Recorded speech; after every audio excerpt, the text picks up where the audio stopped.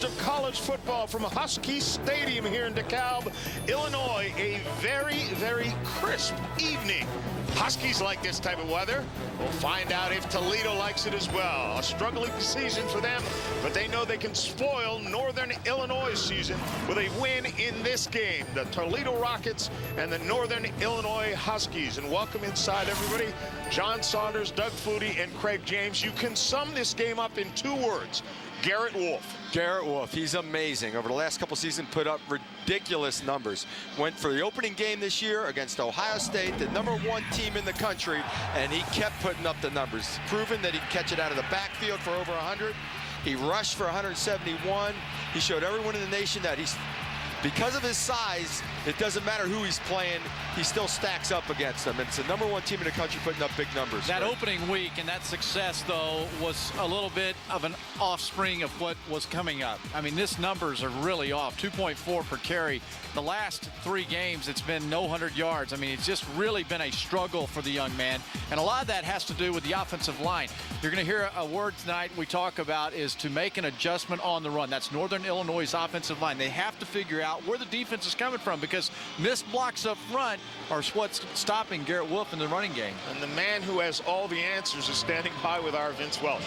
Thank you very much. The Toledo Rockets coming off a big win over Akron, and they'll have their hands full, as all Northern Illinois opponents do when they face Garrett Wolfe. Coach Tom Amstutz, what do you do specifically to try to limit Garrett Wolfe tonight? Well, Garrett's a tremendous football player, and it starts with his offensive line. They have a big, experienced line.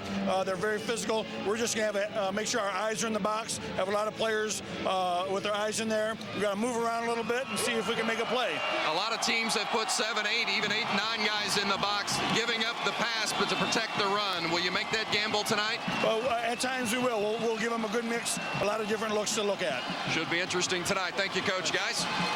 Vince, thanks a lot. You guys have been in games that don't seem like they have an atmosphere to them because it doesn't mean anything to one team. But it does. They'd like to spoil Northern Illinois' season. Yeah, Northern Illinois still has a shot, and Toledo has a chance to make some noise and spoil that for them. And here, you know, they've got an opportunity. And when you're playing against a guy like Garrett Wolfe, your pride comes out. This is a great game, a great atmosphere, Toledo. They've not had the seasons they're used to over at Toledo, but this is a game and a night where they can come out, they can squarely focus on one guy, Garrett Wolfe. It's going to be fun to watch him. If you have not had a chance to watch this young man play football, then do not turn the channel, because Garrett Wolfe is excitement in a bottle. Stick around. When we come back, we'll talk about many things, including Tuesday's topics. Is Troy Smith your choice for the Heisman? And is Louisville the 3rd best team in the country? We'll discuss that and plenty more throughout the night.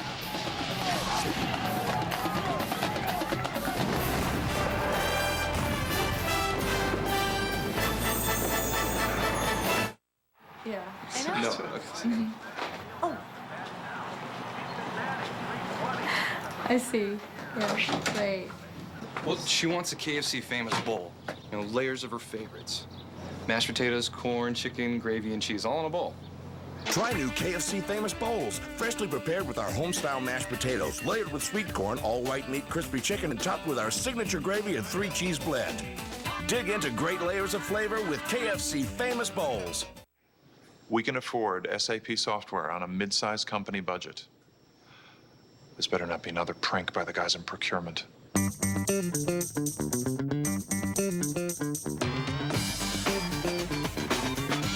Entertainment Weekly asks, has this man made the funniest movie ever? Now, audiences across America answered yes. Rolling Stone gives Borat 4 stars. King in the castle, king in the castle. Borat, rated R, now playing. Tonight's game is being broadcast on ESPN2 HD, presented by Pioneer Plasma, rather. And here are the fans at Husky Stadium. It's starting to fill up a little bit. There's Coach Joe Novak, 11th season at Northern Illinois. You see the record, but 3rd most wins in school history. And he has the fortune of watching that great running back. And Tom Amstutz, who is Mr. Toledo. He's been there, he was born there, raised there, went to school there. Now he's the head coach there. We'll get into more on that a little bit later on. Toledo won the toss and is deferred. Northern Illinois will receive. On cold nights like tonight, Doug, what's it like for the quarterback's hands? Quarterback, it's not so cold that it's going to be miserable for him, but you do have to keep your hands warm. Sometimes you have a pouch. He doesn't even have a pouch on. They do have some heaters down by the sideline. Not that big of an issue tonight. John, you're Canadian, John's freezing, dude. baby. It's 50 degrees and you're cold. This is not cold weather. I'm telling you, it is. I'm getting old. I'm getting older. But a guy who is a young man Lace up the skates. and doesn't care about his numbers is Garrett Wolfe. He's amazing. You know, we talked with him yesterday, and he had, Coach was saying he's got the biggest smile on his face after the win, and he didn't have great numbers. After the big games, he had the big numbers, and they'd lose those ball games. He's as down as anybody. He cares about winning football games, and that is the bottom line, and he's a character kid.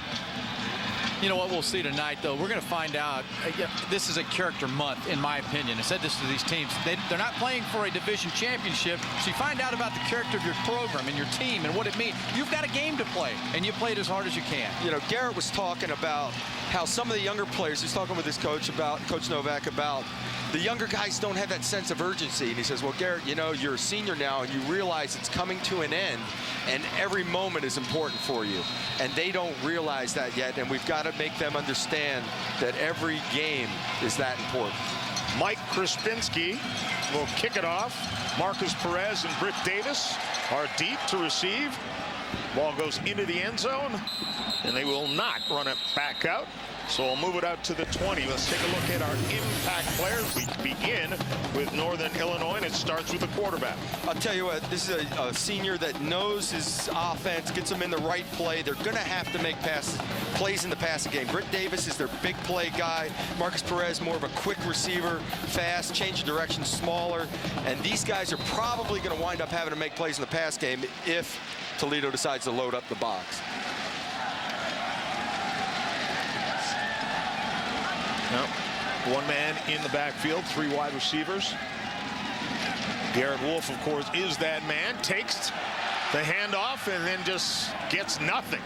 Gets stuffed in the backfield for a loss. Nikasiak with the tackle. Let's take a look at the starting lineups on offense for Northern Illinois. Craig, what do you see here as the most important? Well, this offensive line, they got to do their job, don't they, Doug? Yeah, Doug Free is the guy that, it's the offensive line as a whole, but Doug Free is the guy that is potential draft choice. The NFL scouts are looking at him seriously. He's a heck of a player. 2 tight ends into the game. The handoff goes again, this time to Perez. He can't find much room, but does get it across the line of scrimmage with a pickup of 3 yards before Tyrell Herbert brings him down.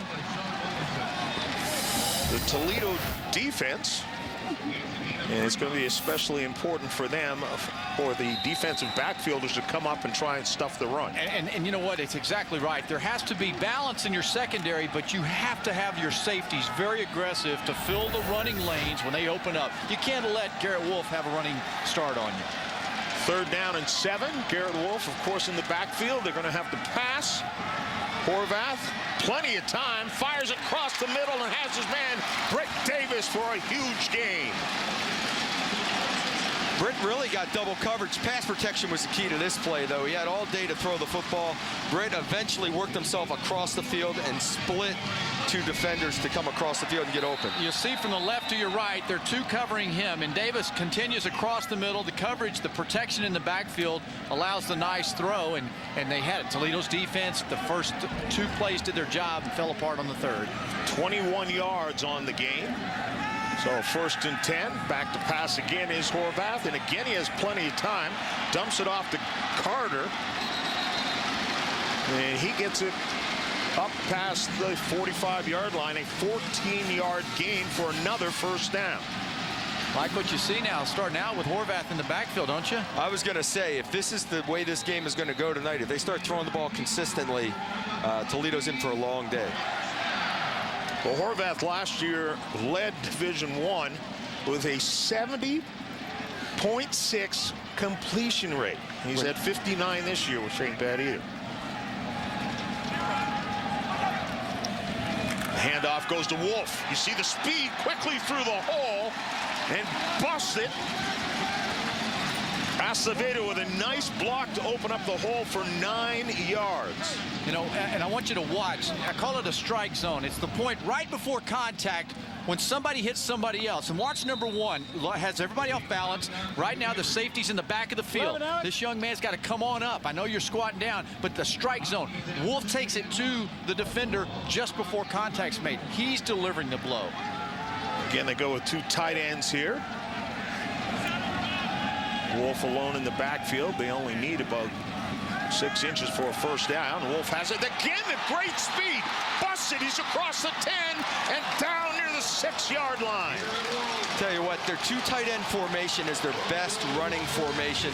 We used to call it deuce, 12 personnel, but you got 2 tight ends, one on each side. They can balance up the defense. You got a tight end on the left and a tight end on the right, and they create the seam right up the middle.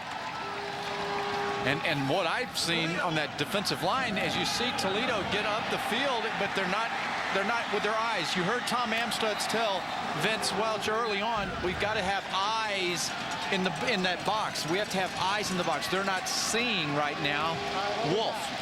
He wants them to see it, react up, and get your tail up there. As soon as you recognize run, get up there. And like we were saying, make Northern Illinois throw the football to beat you. And the thing was, they came out in the beginning, hit a couple pass plays, and it keeps you honest defensively. We asked Garrett Wolfe who he compares himself to, and a pretty good player by the name of Warwick Dunn. Yes, Warwick Dunn. Boy, what an excellent player, you know, to compare yourself to. Small in stature, big in heart, and he's carried it over to Sundays. You know, Garrett wants to he prides himself on the fact he thinks he's good between the tackles. He knows he's a little scat back type body, but he's between the tackles, laying it up north and south, and he prides himself on being able to run inside as well as outside. Well, if he can get the offensive line to open up a hole for all of about half a second, he will find a way to bust through it. Toledo called that timeout because things were just going askew so quickly for them, as Northern Illinois has marched it down the field easily. Wolfe again alone in the backfield. Horvath gives it to him, and Wolfe again quickly pulled down nicely by Keith Forrestall. Well, there was a 9-man box defensively. Everybody was up in the box defensively, ready to play run. They were man-to-man bump on the outside and committed to, and he still almost got the corner. Face mask call. Face mask. Defense. Number 37. Half the distance to the goal. It is still first down. A lot of times when you're outmanned or outclassed, you have to make a mistake, or you do make a mistake, but he's out. I mean, it's almost more of a collar. Well, let me ask you this. When you're tackling a guy who's 5'7", is it more difficult not to do that? You're not used to tackling that low. I think that's why Mike Hart at Michigan is so successful. He's lower than what everybody's used to getting down and hitting. Right. And Garrett Wolfe says that as well, that he gets lower than the defenders, and therefore he doesn't take a lot of those big blows. You know, he's a light guy, small, but he doesn't get blown up a lot. Yeah, but that one right there, that hurt. Yeah. Those tackles, they add up. First and goal. As Northern Illinois looks to strike. Wolfe has it. Down to the goal line, but doesn't look like he got the ball across. Very close to it before Greg Hay stepped in and stopped him right at the goal line. You know, last year with the running game as good as it is, they were amazing in the red zone. This year they've struggled a little bit. 78% last year, only 50 this year, and they have struggled. But right now, the way they're running the football, it looks like they should be able to get it in. But the key to that is when you're running the ball well. Well, again, Wolfe is likely going to get the ball. Oh, again, Toledo does a nice job with a stop this time at about the 1-yard line. Forrestall and Church were there to make the stop. You know, when we immediately, as an offensive guy, you look at the bubble up top, and Doug and I are like, hey, let's go this way, boys. And I'll tell you what, Phil Horvath he prides himself on getting them in the right play at the line of scrimmage in the run game. So I'm sure they have a lot of check with me's where they will get to things. So now 3rd and goal. Let's see if they'll keep it on the ground again. Somebody moved, and it was on the offense. Procedure call. You could see the Toledo players quickly start pointing. Offense, number 61. 5-yard penalty. 3rd down. Well, this is, red zone problems. They got down here. They got stuffed twice on the run. They get a procedure penalty, backed up. And now you're sitting in a 3rd down and goal from outside the 5. And these are the type of things that lead to red zone problems. That's why you're at 50% touchdown red zone this year versus 78, 79 last year. Well, let's see if they put it up in the air. They got 3 wide receivers out there. Horvath.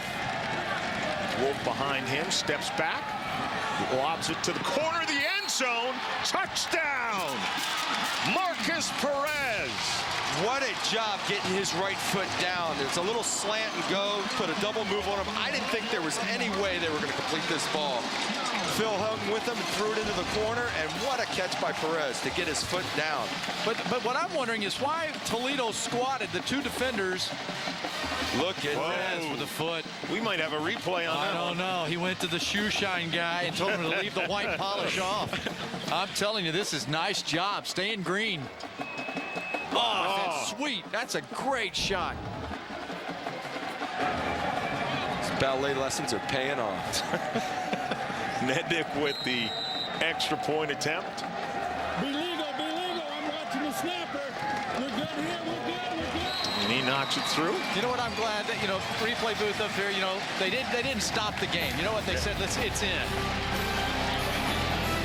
Northern Illinois strikes first and has a 7-0 lead.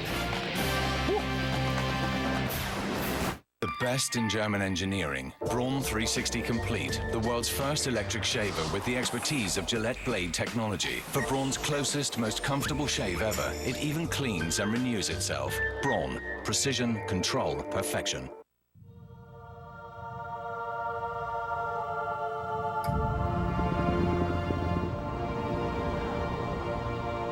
With unmatched technology and innovation years ahead of its time, we've pushed the boundaries of high definition and tested the limits of reality.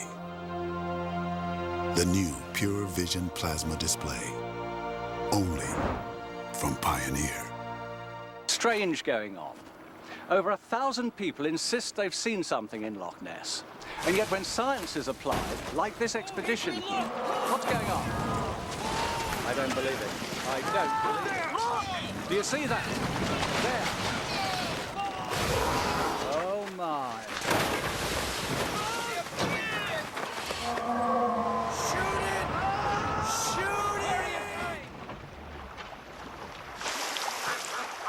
Here's to men, to guys who want to spend more time having fun and less time in the men's room. And here's to Flomax. It's approved to treat male urinary symptoms due to BPH, also called an enlarged prostate. In 1 week, Flomax may help symptoms like frequently waking up at night to go, going often, going urgently, weak stream. Ask your doctor if symptoms are from BPH, not prostate cancer. Common side effects of Flomax are runny nose, dizziness, and decrease in semen. Upon standing, a sudden decrease in blood pressure may occur, rarely resulting in fainting. So when starting Flomax, avoid situations where injury could result. To learn more, call 866-4FLOMAX. Ask your doctor. Flomax could make a difference in 1 week. This last touchdown pass, I think it's all a matter of leverage by the corner in the secondary. And literally, it's one of those deals to where 2 nights ago, I'm with my son Andy, and I'm talking about, if you've got help inside, stay outside here. And the corner really makes a mistake. He points and says it's coming inside, stay outside. He knows he's got inside help. He's letting him run the slant. It's a slant and go, and then he still gets beat to his technique. Yeah. You're exactly right. He's got to stay outside leverage, looking in, pulls up a little short.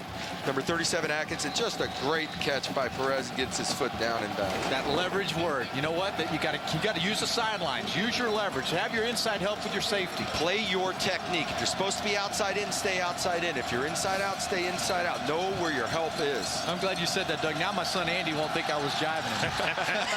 Richard Davis will watch the ball go through the end zone, so we'll come back out to the 20-yard line. And let's see if Toledo's offense can mount anything.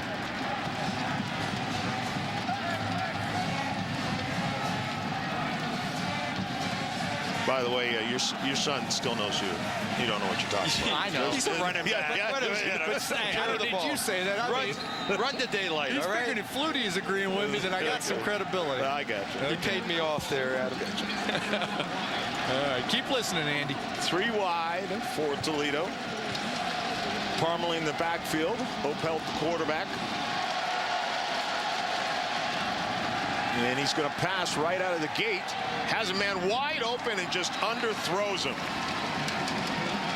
Chris Hopkins was the man he was looking for, and Hopkins is a guy he looks for quite a bit. Yeah, both Hopkins and Odom, they lead the team in receiving, 41 and 48 catches each.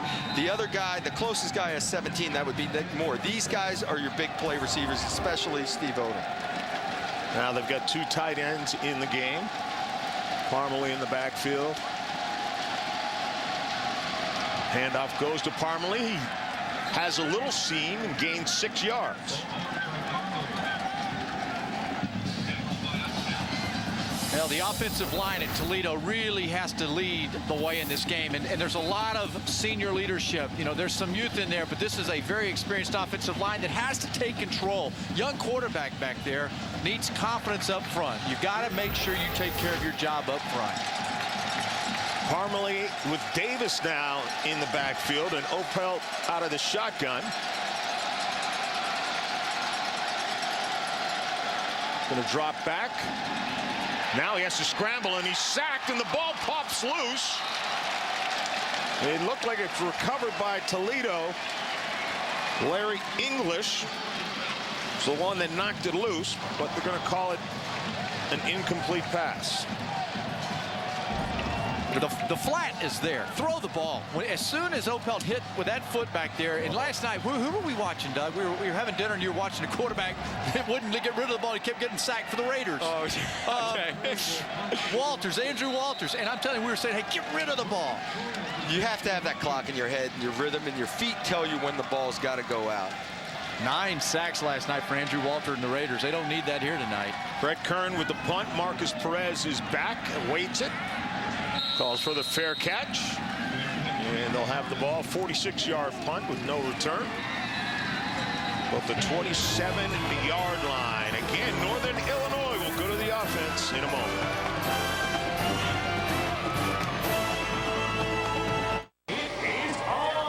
We're not even in the right seat.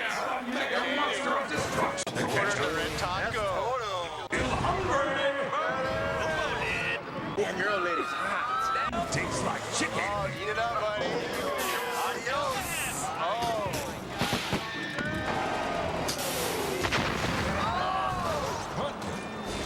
Oh. Is that part of the show? Bergwood, you're on the goalpost truck, you're on the car, I'm on lookout. Bergwood, are you wearing spandex? Yeah, I got them out of my mom's drawer. It's very sexy. You think? No. Yeah! Go, go, go, go, go.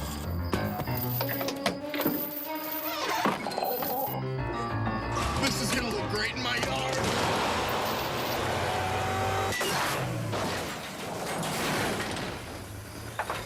Bergwood? Is the strength of Allstate behind your favorite college football team? The hotter the hot, the colder the cold, the greater the demand, the more you need Duralast. Get the battery rated a consumer's best buy. Only at AutoZone. You are black, even a little dandruff shows. That's why more people are switching from ordinary dandruff shampoo to Selsun Blue. Doctor recommended for flakes and itch. With aloe and moisturizers for healthier hair and scalp. Make the switch. Never wear black without the blue. Selsun Blue.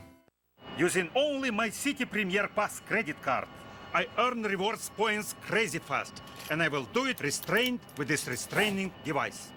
I start with the points for buying my ticket and Victor's ticket, then earn points for my miles and his. Unbelievable! Using only the City Premier Pass credit card, I rock the house. Big time. Rewarding. Very, very, very rewarding.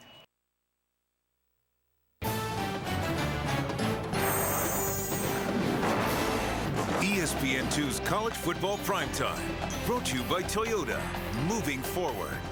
And ESPN Game Plan, Maximum College Football. To order, call your pay-per-view provider or log on to ESPN.com, search Game Plan. A nice look around the campus here at Northern Illinois University. It's actually a very, very pretty place. It's a nice stadium they have here, Husky Stadium. And we've got a possum hunting moon is Keith Jackson. What? Keith Jackson, come on. Possum hunting moon. Yeah, exactly. We got a 7-0 lead here, and Northern Illinois back to the offense again. And again, Garrett Wolfe takes the handoff and runs into a pie. Alston comes in and makes the stop. Well, that opening drive, Garrett Wolfe gave us something to look for here in this ball game. Early on, Toledo was there, but you've got to play every snap against number 1. He's got the speed and the vision and the strength to take it at any moment. So this is going to be a challenge game here for them. Garrett Wolfe has had some big-time performances this year and is capable of a 200 or a 300-yard run. He's got 41 yards already in this game, and you saw 136 in the previous 3. Western Michigan was the first team to come out and snuff him. Horvath, sacked, the ball pops loose. Morrison with the hit. And it's going to be Toledo football. Both the last 2 plays, Toledo sold out to stop the run and pressure the quarterback, ignoring the passing game and saying, we're stopping Garrett and we're getting pressure on the quarterback. There's 9 right there. Everyone in the box. And Doug, we talked about in getting ready for this game. I think that's what you do against Garrett Wolfe. You gambling. I've got to put 9 men up there. I got to go pressure on the outside with my receiver and corner, jam them at the line, and either sack the quarterback or tackle the ball carrier. Make them beat you in the passing game. Northern Illinois, that's only the 3rd fumble of the year. They lead the nation in coughing up the fewest. Parmalee in the backfield, takes the handoff, spots an opening. Now he's across the 10 and down near the 5 before finally he's brought down by Litchid. I like a ball carrier who knows where his feet are. They have eyeballs on their shoes. They know where their feet are. And you can see when he runs through there. I don't know, John. All right, hey, save that play, Truck. They have eyeballs on their shoes. He's got eyeballs on his shoes. All right. Never heard of bells on my shoes. Rings on the feet. Tassels on my shoes. But the eyeballs, that's something else. Handoff again. Parmalee this time. They get on him quickly. Brad Benson is the first man to get there.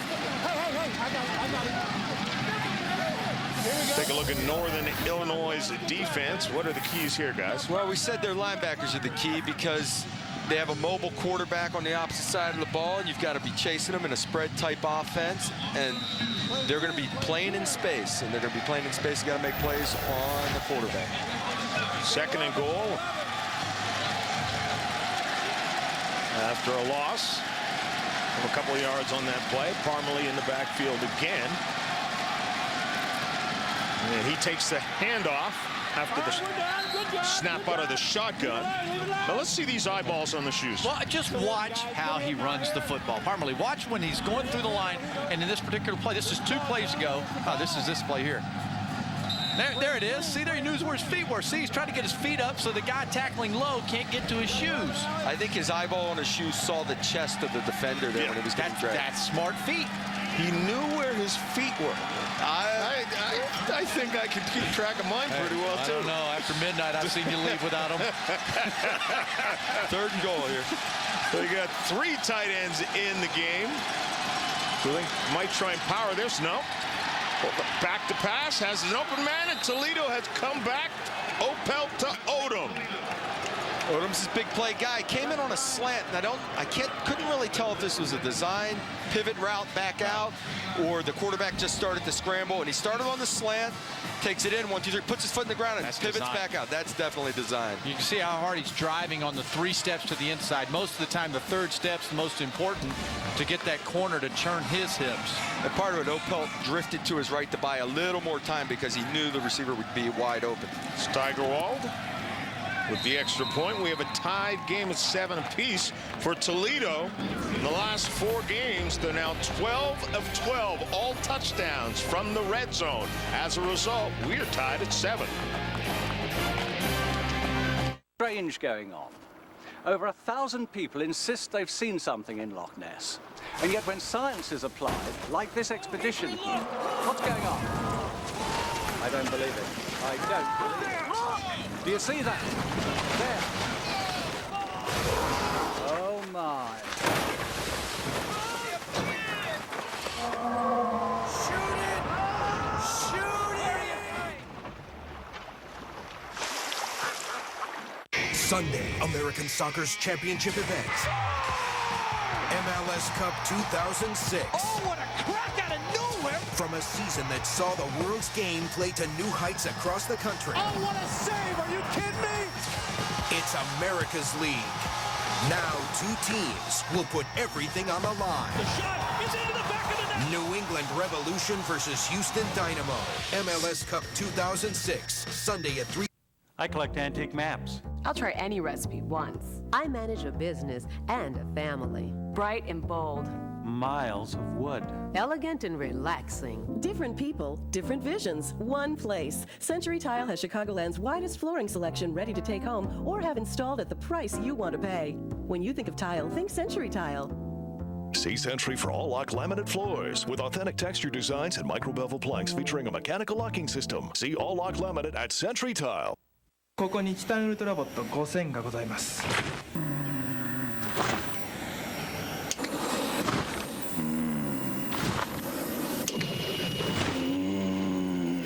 ジミー・ジョーンズ、ジミー・ジョーンズ。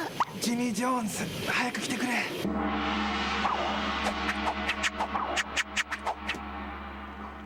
最高だ！ジミー・ジョーンズ。これ早い。ジミー・ジョーンズ、the world's greatest sandwich delivery. Only from Sprint.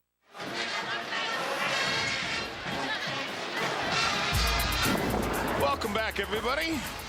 Here we are in DeKalb, Illinois, and this is a look at Fatty's, where we actually watched Monday Night Football on ESPN last night, but it's obviously a hang-up for all of the Husky fans as they have paraphernalia all around the place and souvenirs and such. For Odom, that is the 47th straight game in which he has caught a pass. I know as a quarterback, you'd love a guy like that. Consistency, that's all you're looking for. Throw the ball in his direction, he's going to hang on to it, make a play for you.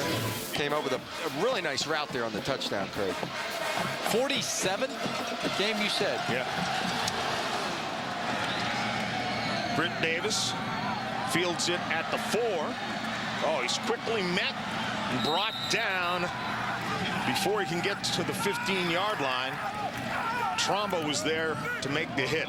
Yeah, 47. I didn't even play 47 college games.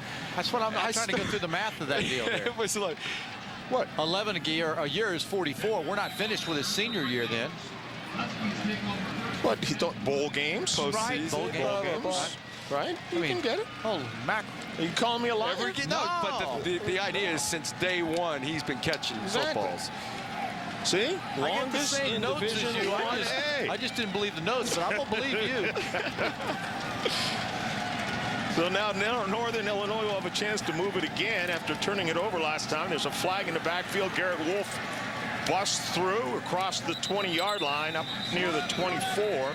A gain of 9, but let's see if it's going to come back.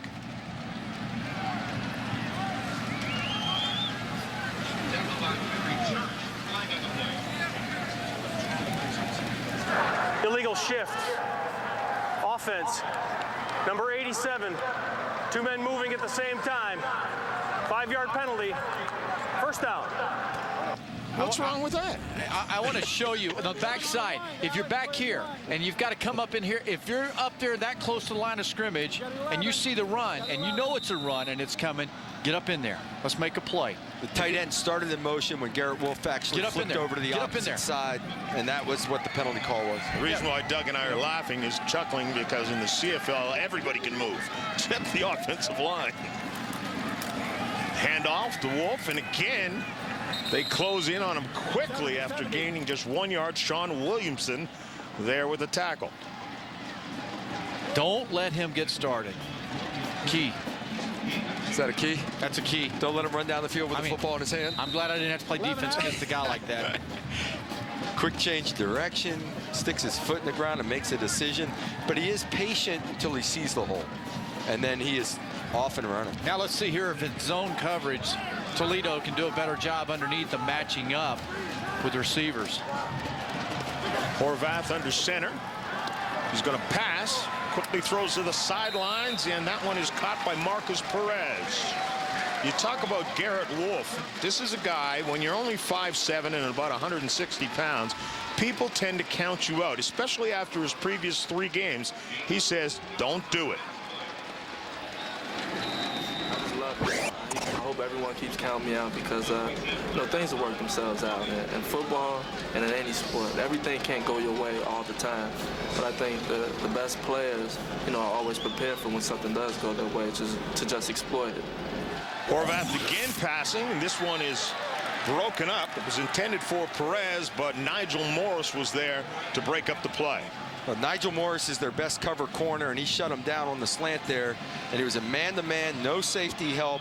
Again, Toledo put everybody up to stop the run and made Northern Illinois throw the football. Well, you saw that once Morris read the route, knew the route, he became the receiver just like the receiver and went for the ball. So Dip Benner is the punter, and Steve Odom back to receive.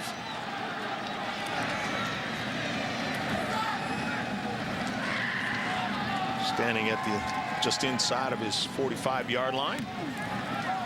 Punts up, it's a good one, backs him back almost to the 30. Moves to his right, nowhere to go. Quickly brought down. Great job of special teams as Greg Turner was the first to get there. 47-yard kick and just a 1-yard return. For the second Thursday night in a row, ESPN brings you a Big East battle featuring 2 unbeaten teams. Brian Braun and the third-ranked Louisville Cardinals will try and keep their national championship hopes alive as they head to Piscataway, New Jersey for a showdown with Ray Rice and the surprising 15th-ranked Rutgers Scarlet Knights. College football primetime presented by Applebee's on ESPN Thursday at 7:30. College football lives here, and of course all games on ESPN and ESPN2 are available in high definition.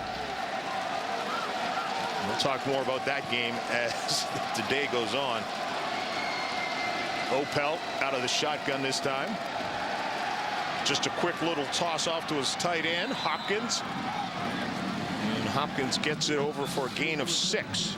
Opel's a young quarterback. He's a freshman. He's mobile. These are the things he does well. Keep it simple. Play action, bootleg, nakeds. Get out on the perimeter. Have a guy right in front of your face. Just give him the ball. Nice, easy completion. Davis is in the backfield this time. Opelt. 2nd down and 4.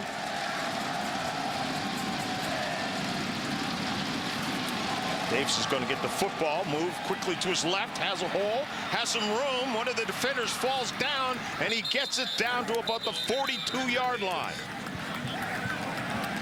Very nicely blocked at the point of attack. It's just a zone stretch where they're trying to man up on top, and they're not letting anybody through there, and you'll see that there's a hat on a hat. Linemen doing their job, staying on, and then Davis seeing it, keeping and stretching, and goes to the play side. Actually, there was a nice tackle bubble there that we've circled down on the goal line before, and they actually ran to it. 17 yards on the gain. 1st and 10 from the 43. A little reverse. Williams has it and has some field. 1st down across there and inside the 30-yard line before McCarthy finally gets him 13 yards on the pickup. Nicely done. You ran the ball well on the last play. The defense is going to start flowing, come right back with a reverse, sticks his foot in the ground and goes. I thought this was a touchdown. At this point, I thought he was gone, but he found a way to get the least amount out of it. What do you think? I don't know, but I'm going to give a little love here. Big offensive lineman out front. You got to be impressed with it. It's when the big guys can get out there and find somebody to hit and actually hit them in open space, you got to like it. Davis in the backfield again. Opelt gives it to him. Davis goes quickly to his right, and watch the burst of speed to get the 1st down and move it inside the 15-yard line before Litchig is there to get him. 15 yards on the pickup. Nice cutback. You got to keep your gap controlled defensively. You can't flow down too far. You keep your responsibility. A couple players get washed down. Boom, bounce it backside with the cutback and a big run. Who do we say? We circle the offensive line at Toledo in the lineups. as the group that had to come forward today and play well. And so far, Toledo's offensive line is in the game. A couple of tight ends with Davis in the backfield.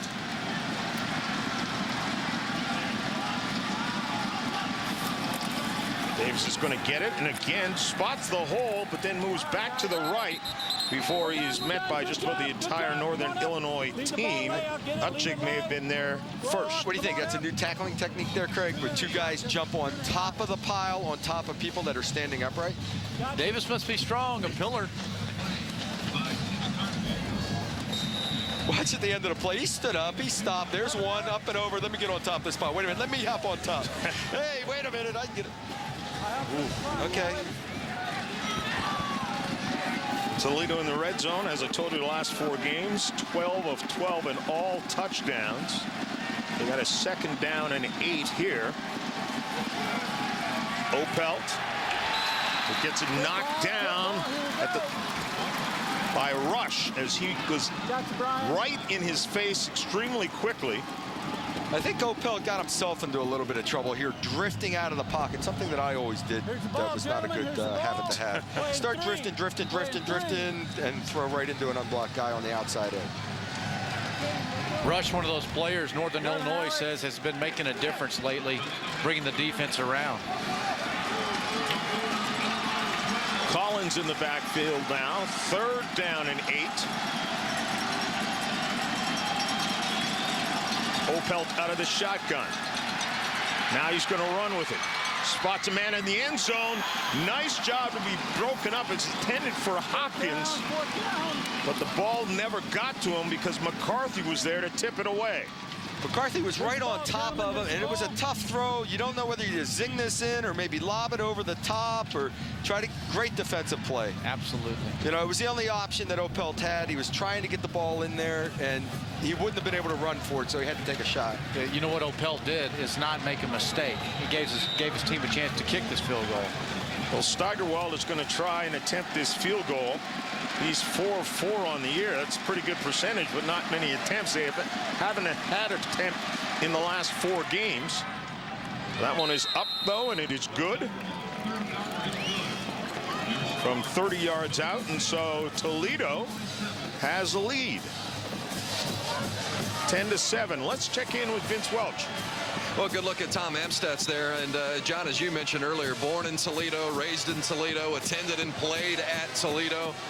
Worked 21 years as an assistant coach for the Rockets before becoming the head coach in 2001. So popular in Toledo that he has his own bobblehead doll. And Amstutz said getting his own bobblehead in 2003, said he wasn't sure if that was the best day of his life or the worst day of his life. There's a good look at him from the 70s, back when he was a player. Getting after it. You know what, Vince? It looks like you had to work on that bobblehead, though, you know?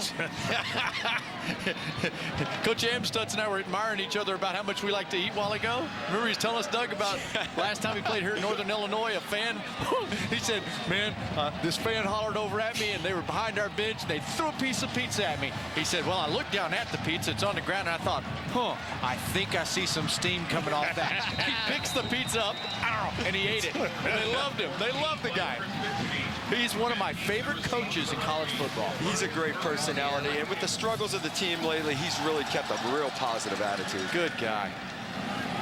The kick goes to Marcus Perez, and he's going to try and cut it back upfield, and does get it just to about the 18-yard line before Brown is there to bring him down.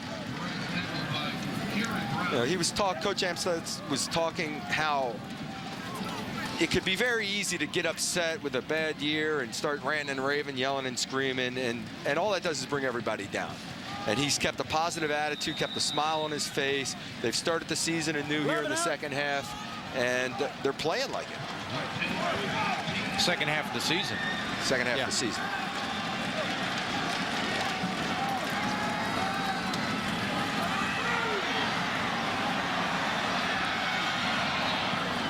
That toss was nowhere near anybody on Northern Illinois. Here we go,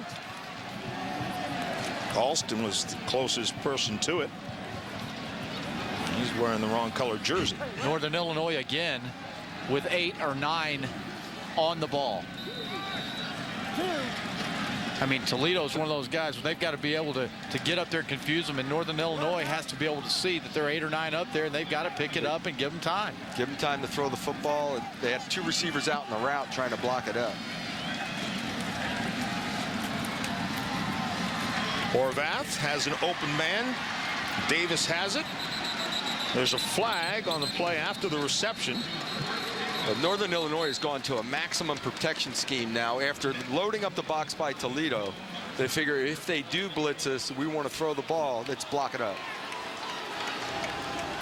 Pass interference on Northern Illinois, and that was a slot. It's almost like a little screen from the inside, little pick. Pass interference, offense, number 85. Half the distance to the goal line. Second down. Pick is a dirty word. It's a rub offensively. We rub defenders. From the outside. We rub. Well, that's not even a rub. That's just a bump into. That's a nothing right there. That's what that is. Especially when the guy he rubbed made the tackle.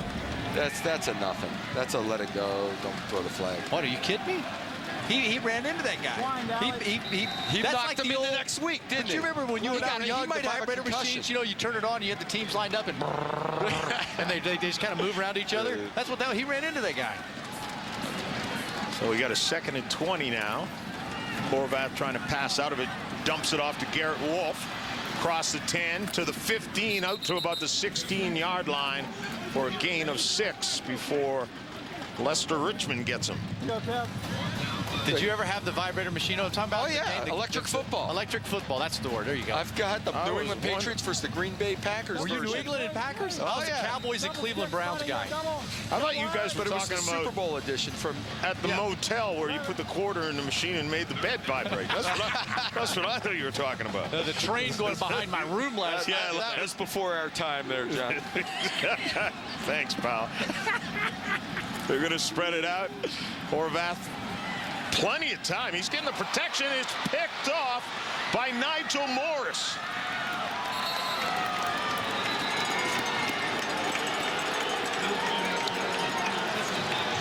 Morris is the top defender on this secondary, the best cover guy, got great ball skills, makes a play on the football. Of course, this one hit him right in the chest. The receiver may have stopped. He did. But what happened, well, he had so much time, there becomes a window in the middle of the field is where you want to get the ball, but it closes off. Pull off, there's another receiver down the field. Maybe you see him, maybe you don't, but definitely hold on to that football or throw it away. 2nd interception of the season. Parmalee is in the backfield again. Opelt hands it off to Parmalee, cuts back, finds a little bit of an opening. Brought down by Blaylark after a pickup of about 3 yards. It feels like Toledo's is more of a power running game, where with Wolfe, Northern Illinois is like they're slashing and dicing there that they can break the big play, and it's just methodical right now for Toledo moving the football. Well, the first quarter has come to a close with Toledo, surprisingly, with a 10-7 lead, and they're in the red zone as well. 2 turnovers by Northern Illinois, the difference right now. NBA Wednesday doubleheader on ESPN. Coverage begins at 7:30. Whoa, look at these. Those are our latest Motorola phones. The Q has easy access to email. The Razr and the Crazer both have exclusive VCast music, and they're navigation ready.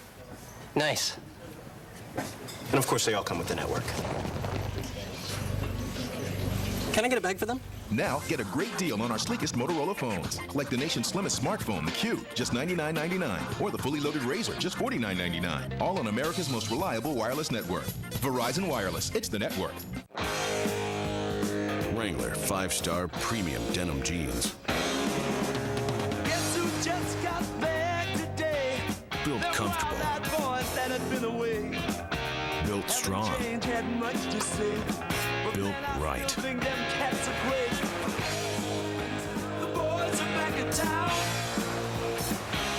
Wrangler 5-star premium denim jeans. Wrangler, real, comfortable jeans. Bear Grylls is a regular guy like you and me, except his name's Bear. And he's got a black belt, trained with the Foreign Legion, climbed Mount Everest, makes a living putting himself in danger out in the wild on purpose, just so you can learn how to stay alive. That's just the regular kind of guy he is. Get to know the legend of Bear Grylls on Man vs. Wild, only on the Discovery Channel. Check your local listings. Bear is coming. Spread the word.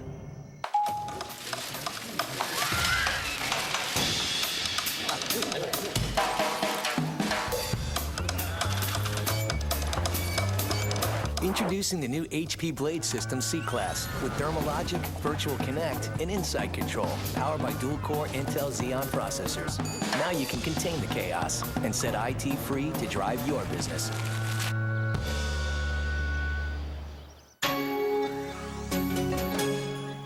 $220 miles an hour? Anytime. Taking corners at 4Gs? Anywhere. Like Peak, you've got to be tough enough to take on anything. Peak Global Lifetime Antifreeze can top off the coolant in any make, any model, anytime. It's the only one backed by a lifetime guarantee. Just flush it, fill it, and forget it. Whatever you drive, Peak can take it on. When you peak, you win. Welcome back, everybody. John Saunders, Doug Flutie, Craig James, Vince Welch. Here as Toledo has jumped out to a surprising 10-7 lead, but it's a couple of turnovers that have put them in this position. They got a second down and about 7 to go here. Parmalee in the backfield takes the handoff and is brought down right at about the line of scrimmage. Blaylark, who came into this game with 72 tackles, is there for another. And the last two drives now, because of turnovers, Toledo starting at the 16 and the 21. So, you know, at some point, Northern Illinois' offense has to get it going. They got to get it in Garrett Wolfe's hands. That's going to be hard to do when they don't have the football. 3 wide receivers in the game. Opelt, quarterback draw. Woo! Oh! Read completely by Craig Rush, who rushes in and dumps him. Northern Illinois is taking a page out of Toledo's book now and stopping the run game by rotating a safety down weak, and there's more bodies in the box than you can block, especially on a quarterback draw. Crossing stun up front on the offensive line confused Toledo's O-line, who has been solid so far in this game. So they got a 4th down and 12. And it looks like some confusion on the field as the clock continues to run. The play clock is down underneath 10. They're going to go for it. On 4th and 12. I figure they can't get the field goal, I'm guessing. Opelt sees an opening, has a man in the end zone, and just fired it past Chris Hopkins. We're going. Big tight end on a corner route. It was quarters coverage, which doesn't. But bottom line is a safety gets caught one-on-one with the tight end running the corner route. And Hopkins, you know, eventually at one point you'll see him top of your screen, runs right by linebacker level at the hash mark, pushes to the safety, and is open. One of these days, this young quarterback will make that throw, though. Yeah, I mean, he's got plenty of space to put the ball out wide with a little touch and maybe flatten the tight end to the ball. A little air under the ball, you think, maybe? Dan Nicholson is in at quarterback now for Northern Illinois. They make a switch, but that's not a switch as Garrett Wolfe gets the ball. But again, they're trying to stuff the run 2 yards before he's met by the entire Toledo defense. Ordinarily, you'd say that it would be a big concern when you bring a different quarterback in, but I still maintain, Doug, whether it's throwing the ball to the flats or toss sweeps, handoffs, it's Garrett Wolfe. And you've seen it since day one of this season, that you just find different ways to put it in his hands and try to get him in space. So the safe passing game.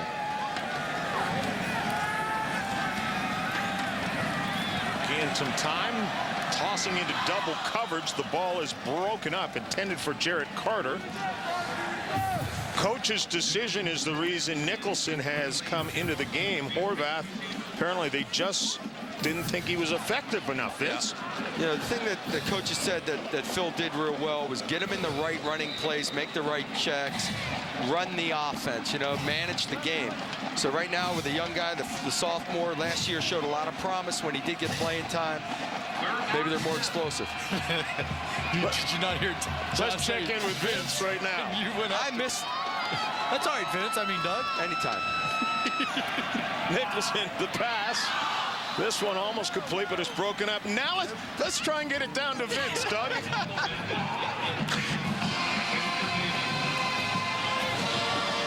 Yeah, Horvath on the sideline, and he has his helmet on and just kind of turned and walked away there after looking at that last sequence, but he is definitely okay. So as mentioned, a coach's decision after that early fumble and then the interception, trying to get a little something going offensively with the quarterback change. Well, Vince, they put a muzzle over me, though, John. I think that I said that time. Take the duct tape off his mouth, Craig, now, okay? Yeah. It's okay to talk now. Bit Benner. Illegal, don't hold. Don't hold, let him go. Odom is back to receive it, and he's going to try and run it. Bad decision. Adonis is there to quickly bring him down. If he'd have taken a fair catch, he'd have had 2 more yards than he ended up with. 10-7, Toledo with the lead over the hometown Huskies.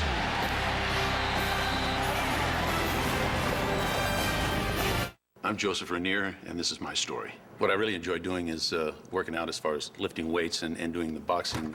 Can tend to be a little hard on the joints at times, especially at my age. After, you know, a couple hours after working out, it's agonizing. I mean, it is painful. A friend of mine told me about Aleve. I had been trying all these different things and not getting any results. I just take it when I need it. It does the job. For me, Aleve works great. The pain goes away. I mean, you talk about knockout power. Aleve does have a knockout punch, and that's a good thing.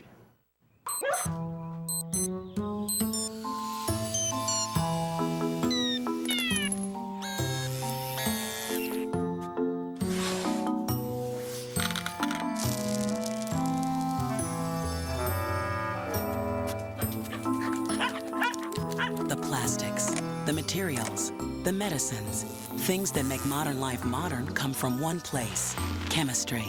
Learn more at AmericanChemistry.com.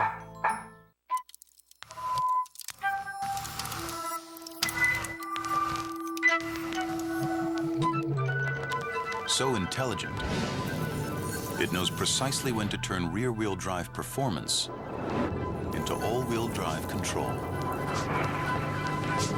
So intuitive, it's beyond machine. The all-new 306 horsepower G from Infinity.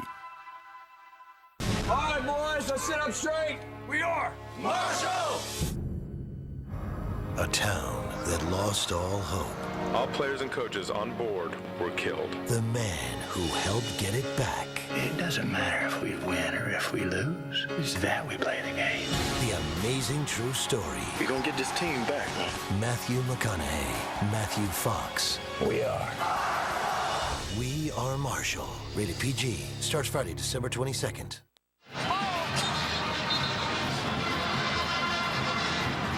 All right, back at Husky Stadium, this ball game, we started off talking about Garrett Wolfe and what was Garrett Wolfe going to be able to do, one of the top running backs in America. He started strong, started early, big run up the middle, 46 yards on 9 carries, a touchdown pass, beautiful footwork by Perez for the touchdown, and then Toledo's defense picked up the pace, comes in with the fumble and the recovery, and the 3-yard touchdown reception to Steve Odom. That's the 20th touchdown pass given up by Northern Illinois' defense this year. So if there's a weakness, it would be the pass defense of Northern Illinois.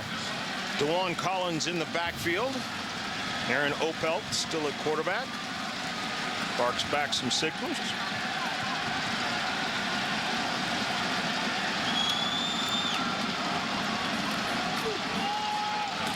Handoff and to the left side before Tim McCarthy is there to come up with a tackle. Just a gain of 4 yards. Yeah, we failed to talk about it early, but Northern Illinois defensively has been excellent against the run, but let up a lot of big plays in the pass game, like you just mentioned, Craig, for touchdowns. They've given up 67% pass completion and a lot of big plays. So only 4 interceptions on the year in the pass secondary. Collins again in the backfield. Second down at about 6. Opelt has a man, fires it, but he had to make him turn a little bit behind him. Yeah, threw it a little on his back shoulder there. Tight end turned to the outside. There was a defender outside of him, so the quarterback was making an effort to sit him down. Threw the ball too far behind him. Chris Hopkins is a tight end, and that is one big tight end. He's only a few cheeseburgers away from being an offensive line. I don't think I want to come up and try to tackle that guy. No. Collins again in the backfield. Third down. They need to pick up about 6. Opelt has it batted down as Rush, who's having a terrific game. That's the second ball he has batted down. That's the best pass defense going right now. They were one-on-one in the secondary. The tight end went up, ran a route, was going to break and be open. But the pass route, get your hands up when the ball is going to be released. There's the tight end breaking. He was open. Good timing by the quarterback, but there's not a lot offensively you can do about that, except for maybe the offensive lineman getting in the D-lines a little, getting in their face a little more. So, 4th down. Turner is back to receive. Brett Kern is the punter.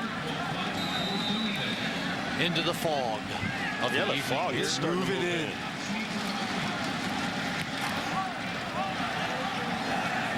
Turner fields it at the 20, has an opening to his left, across the 30 to the 40 and inside, up near the 45-yard line. 45-yard punt, 23 yards on the return. So some decent field position finally for Northern Illinois.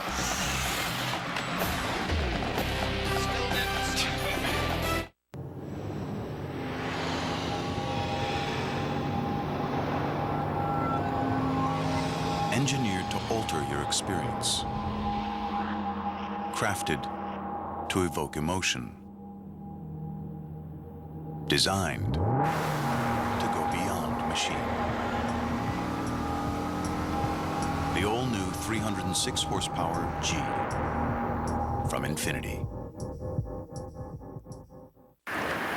Look, there's a noose. Give me a noose. I'm lost again. Where's Highway 10? This isn't good. Bad neighborhood. Went to buy a wreath. He's got no teeth. Ding dong. I miss my turn. I'm gonna burn. Wife's gonna freak. Future is bleak. Nothing looks right. This really bites. Where's Highway 10? There's a moose again. Give a garment. Give a garment. Screen clear and wide. Whole world inside. Garment.com. When you make your living strapped to a 2,000-pound bull, you not only gotta be tough, you gotta be quick on your feet. That's what's so cool about my new Yamaha Grizzly 700. It's not only tough, it's the only ATV with electric power steering and fuel injection. The new Grizzly 700 FI ain't nothing tougher. Now get a free 2-year warranty plus a $400 worn winch for just $69.95.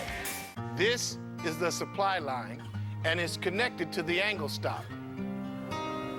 Hey, Dad, can I help? Not right now, Jake. This is a grown-up job. Okay.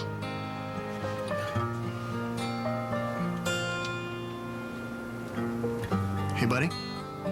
Want to hold the flashlight for me? Okay. What's that? It's a supply line. Supply line? This is an angle stop. Supply line goes.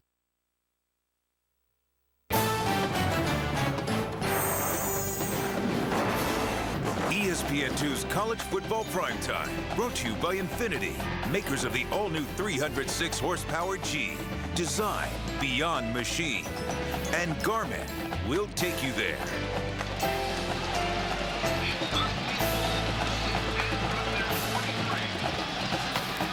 Welcome back here in Northern Illinois. Nicholson still in at quarterback. The change for the Huskies made quickly as Horvath was inconsistent despite passing for a touchdown early in the game. A handoff to Garrett Wolfe. And again, they just stuff him right near the line of scrimmage. Morrison is there.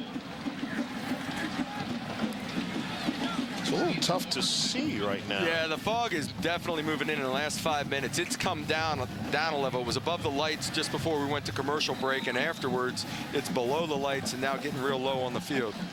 But when you're on the carpet as a player, though, you can see better. The ball might get up in the air on a punt. Now, that can impact you. Yeah, down on the field right now, they don't have a problem seeing. It's us seeing them. Is that because of our age? Yes. Nicholson quickly wants to throw it out. Has his man, Britt Davis. 8-yard pickup. Nice timing on his throw. Nice little rhythm drop and ball. Let's take a look at this fog. How you doing? Nice little rhythm route, little 3-step drop, hits him on the out, right on the numbers.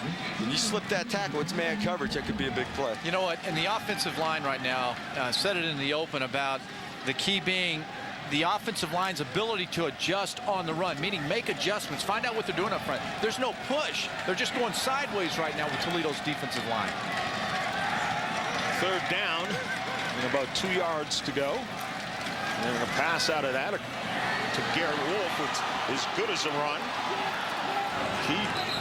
You see the flag come flying out. He did not take advantage of his speed there. It looked like they closed him down real quickly. Yeah, it looked like he had an opportunity to maybe get the corner and get the 1st down, and he tried to do a little spin move or cut it back and got trapped. Wouldn't have mattered anyway. Tyrell Herbert was there to bring him down. Yeah, he's short of the 1st down, so wouldn't be surprised to see this penalty declined. Well, do you take a 4th and short or a 3rd and long? 3rd and extra long. They're across midfield if it's 4th and short. And holding, offense, number 62. That penalty is declined. 4th down. Okay, now you got a 4th down and short. At 3 midfield. yards, 2-3 yards past midfield. You haven't done much, no? You're a gunslinger. Oh, you know me. I'd go for it. You'd go for it on defensive 4th coach. 30. You got a chance. The defensive coach, defensive coach is not going to like me. 1 in a million talk. Yeah. Well, you're saying there's a chance. Well, we had a 320-pound guy cover the last punt and make the tackle. Let's see what Northern Illinois can do covering this. Steve Odom is back to receive Dick Benner's punt. Standing on the 10-yard line. Let him go. Let him go. Just going to wave it off and hope for a kind bounce, and gets one. Down to just about the 19-yard line, 29 yards on the punt. Again, the fog. Even the Husky have a problem seeing here in DeKalb, Illinois.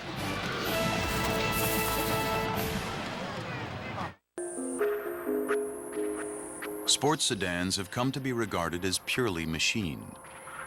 But when design functions as a display of human skill and craftsmanship, rather than simply mechanical precision, the machine can evoke emotion.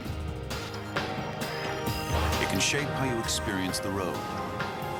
It can go beyond machine. The all-new G is here, and it's from Infiniti. Let me tell you this, pal. The Fritos chili cheese wrap is a full meal. Totally, yeah. All wrapped up, and then you get the Fritos, the chili, that cheese. It's a hearty thing. Absolutely, man. Yeah. It's a full meal and a tortilla. I couldn't ask for anything more. Really? Ask. Yeah. Cool, I'm gonna have your tots then. Is that cool? What? No, it's Okay, yeah, they're coming back down to earth there, Screamy. Fritos chili cheese wrap, only at Sonic. Fritos corn chips with chili and cheese and a side of tots, just $2.99. Give a reloadable My Sonic card today. Hey Husky fans, shop online for all the latest Husky merchandise at niubookstore.niu.edu. We carry the best brands, Gear, Jansport, Russell, Vantage, Zephyr, and more. Shop any of our 3 locations, the Home Student Center, the Convocation Center, and our newest location at the Barcema Alumni and Visitor Center. Open 3 hours before game time for every home game. For the best Husky gear selection and prices, stop by today or shop online at niubookstore.niu.edu. That's niubookstore.niu.edu. How you doing? Hello. How you doing? You save el mullah. Save moolah. Sign up for Comcast Digital Voice for just $39.95 a month, every month. With unlimited local and long distance plus voicemail. Because the less money you pay, the more you get to keep for yourself. Just call 1-888-COMCAST. Comcast Digital Voice. It's Comcastic. As you can see, the fog is moved in, and Craig, you said that punting might be a problem for the returners. Check this out. Craig just talked about it. The fog. He's looking. Okay, waving it off. Okay, I'm out of the way. Oh, where's the ball? Holy mackerel! It almost hit me. Get the heck out of the way. And it continues to roll in. There's a football game down there, isn't there? Opelt at quarterback.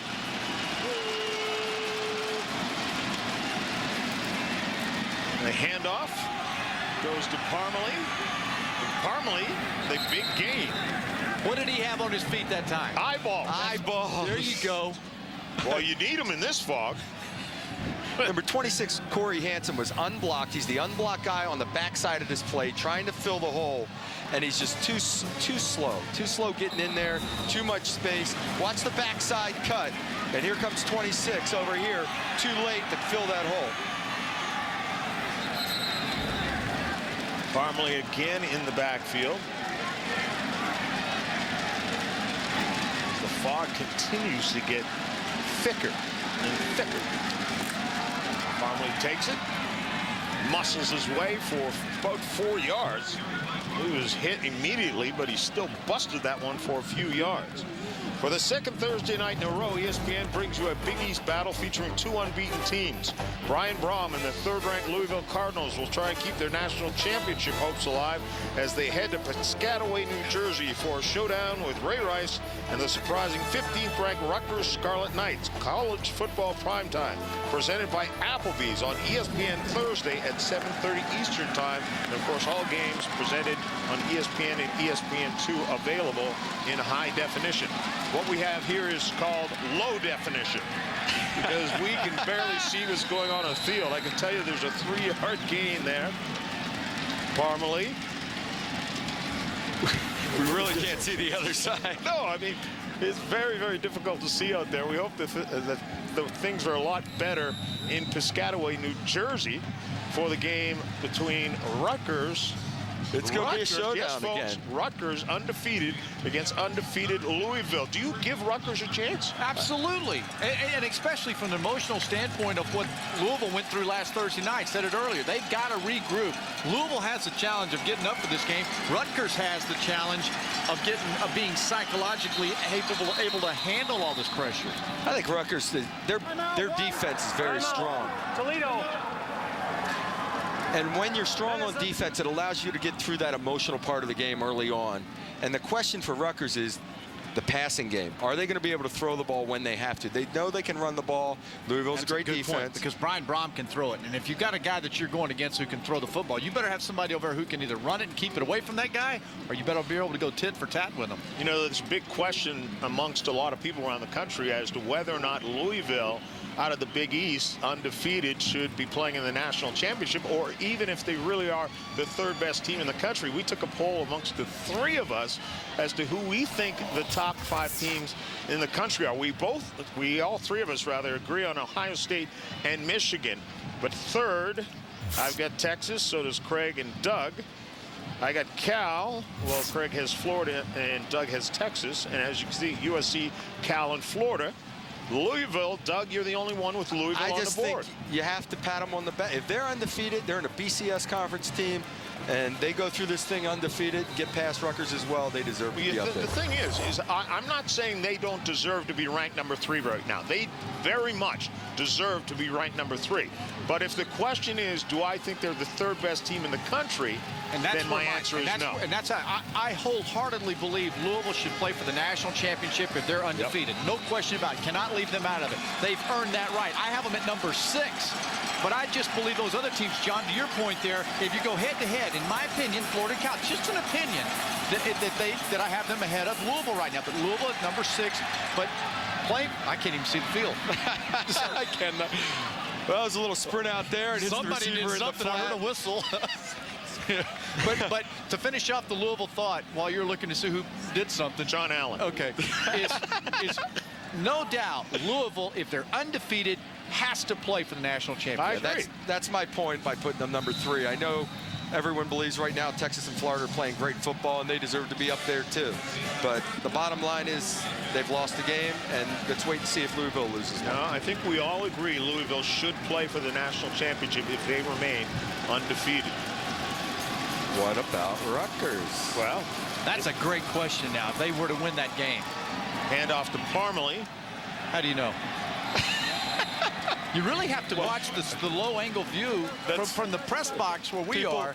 We're above the fog. If we look straight down to the field, we do not see. I don't have to know. I can make it up. I can say anything at this point. Nobody could see. Oh, it should be Halloween, don't you think? We should have had this last week. Doug, were you playing in Chicago in the Fog Bowl? No. You and I were in New England then. Yes, we were. We were in New England then. 1988. Parmalee in the backfield. There's checking at the line of 10 scrimmage. guys in front of him. Opelt behind the snap.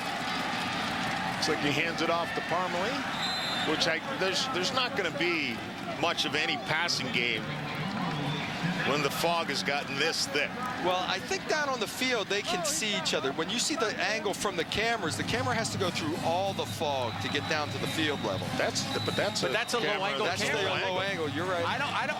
Vince, what do you got down there, big fella? Can you see what you're exactly doing? right. From up top, I'm sure it's very difficult to see from the up top camera angle. Down on the field, although it is progressively getting worse and rapidly, but still you can see the ball in flight for the passes. Now the punts could be a different factor, so we'll keep our eye on that situation because it is a lot worse down on the field than it was just 15 minutes ago. But on that more recent pass, it was still pretty easy to see down here at field level. What do you think about slipping an extra defender out on the field?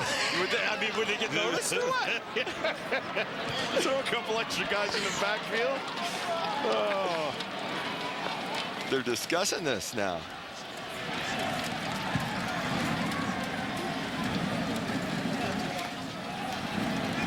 Oh, the clock. Yeah. That's right. The scoreboard you can see pretty clearly. Yeah, you can see the game clock pretty clearly at one end. Got 11, Alex. Please start the game clock. You know what it is? That's exactly the guy in the press box can't see the official that's winding his arm. That's exactly what it is. Parmalee in the backfield again. All right, we're done. Come on up. And basically for a 5-yard pickup before Utchig is there to bring him down. Here's the ball. What was the defense on that play, Craig? Oh, it was cover 90. Cover 90. I like that one. This is our view, people. This is what we're seeing from the box. We can see the white jerseys a little bit on the field, but not. And they're having a problem now with the clock because the guy in the press box has to rely on the official to tell him, stop the clock, wind it up, keep going. So they may have to go from the field with their hand clock and not the scoreboard clock. Yes, exactly.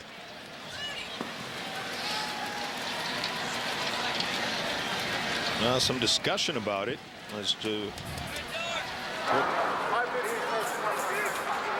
Please reset the game clock to 5:15. 5:15 on the clock. The 25-second clock will be kept on the field until the sight is better from the press box. That's what it is. They're just going to have to basically run the game from down there. Like the old days. Like we never used to have play clocks in the corners, and we had these little things, those pylons they have there. Yeah. They used to have flags that actually flapped around. They did. That was nice. It wasn't the flag way, it just. Then people get their ankle caught in it and run through the corner. There's our view, people. Oh, that's not our view. I was looking at nothing. There's our view. There's our view, people. How you doing down there, Craig? What was the defensive front? I had never seen that one before. Check it down. Please start the clock. Audio. It started now. He gave him the audio cue. Opelt under center.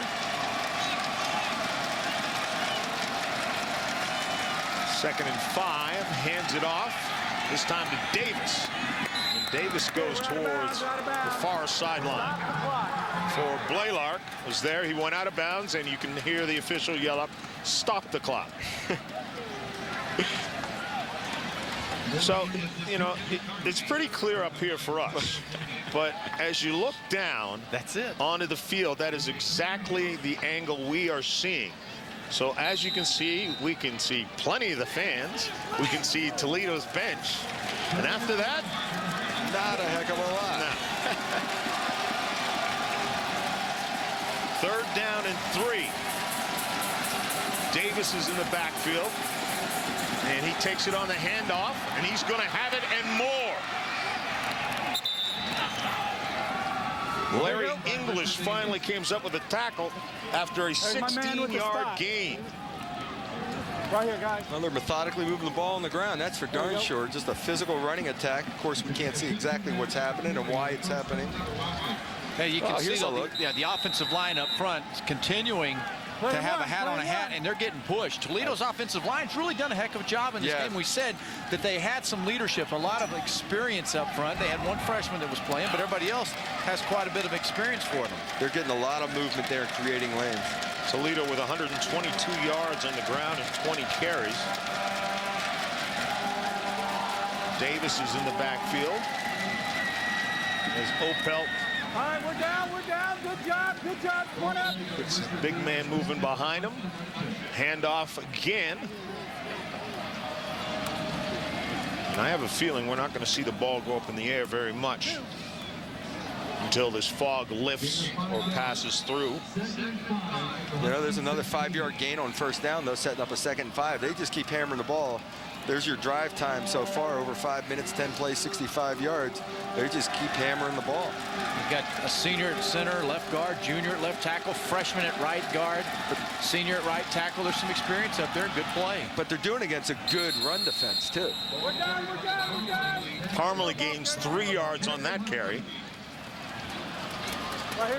The Northern Illinois guys do like to jump on that pile, don't they? Yeah, it's like, you know, the guy gets stopped, the runner gets, you know, no more momentum. Oh, let's jump on top. Maybe I get my face on TV or something. I don't know. You know, we may have to just send a camera guy down behind the huddle, do an ENG kind of effect there. Just sort of like the XFL when they had the handheld guy right on the field. Stay out there on the field. And I think Vince can do play-by-play from on the field, too. Yeah.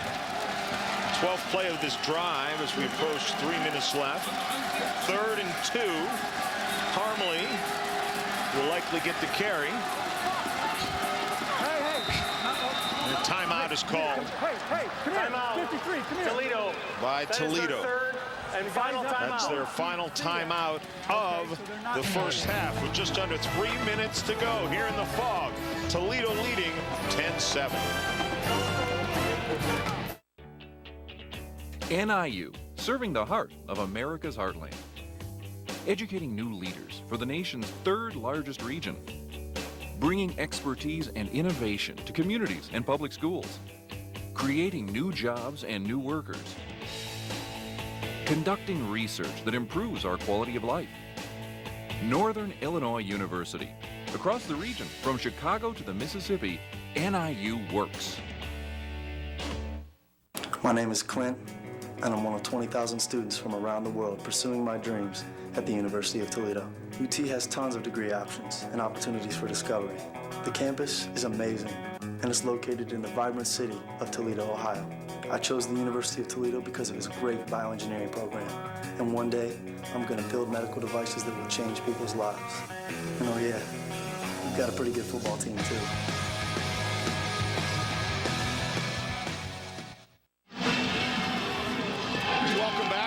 The fog is not the only story here. Garrett Wolfe has apparently gone to the locker room. Vince?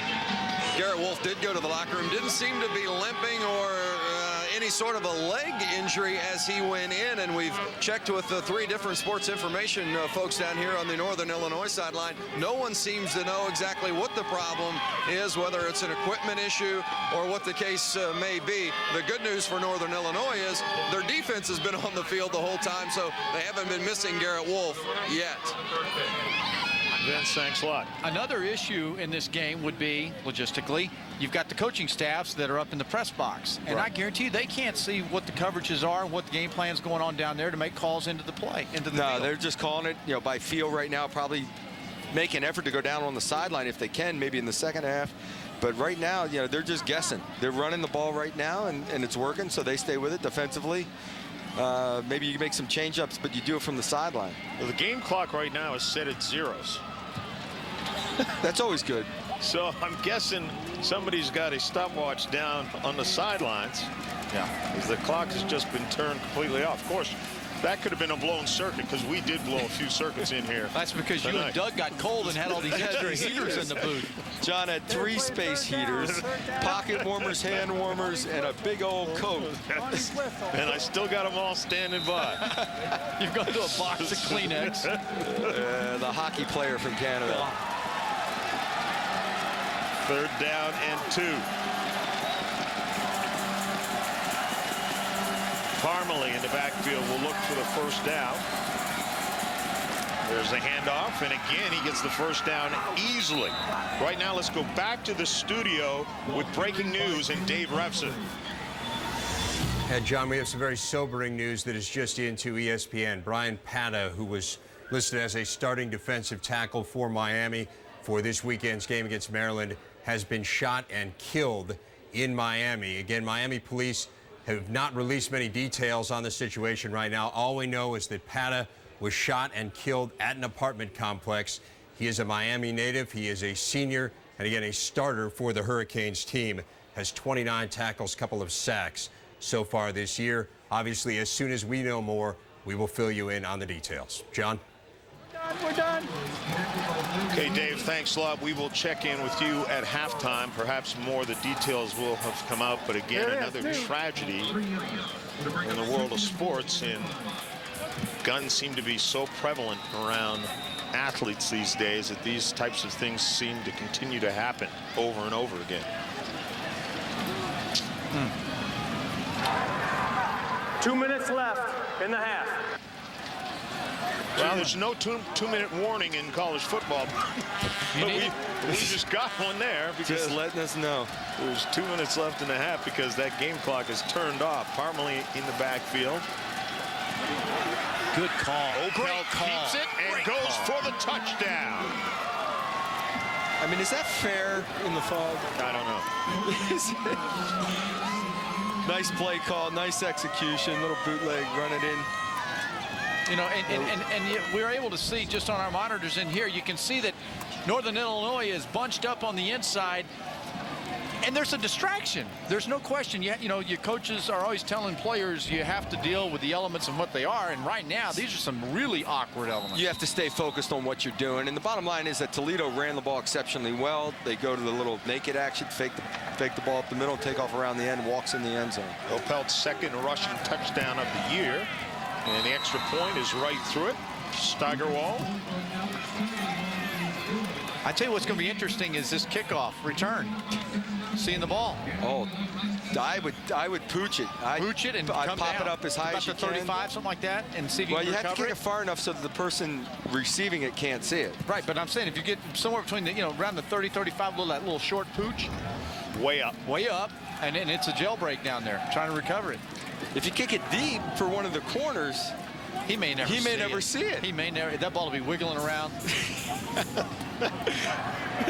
Thinking outside the box now. 1 minute, 40 seconds trying to find the ball. 1:47 left.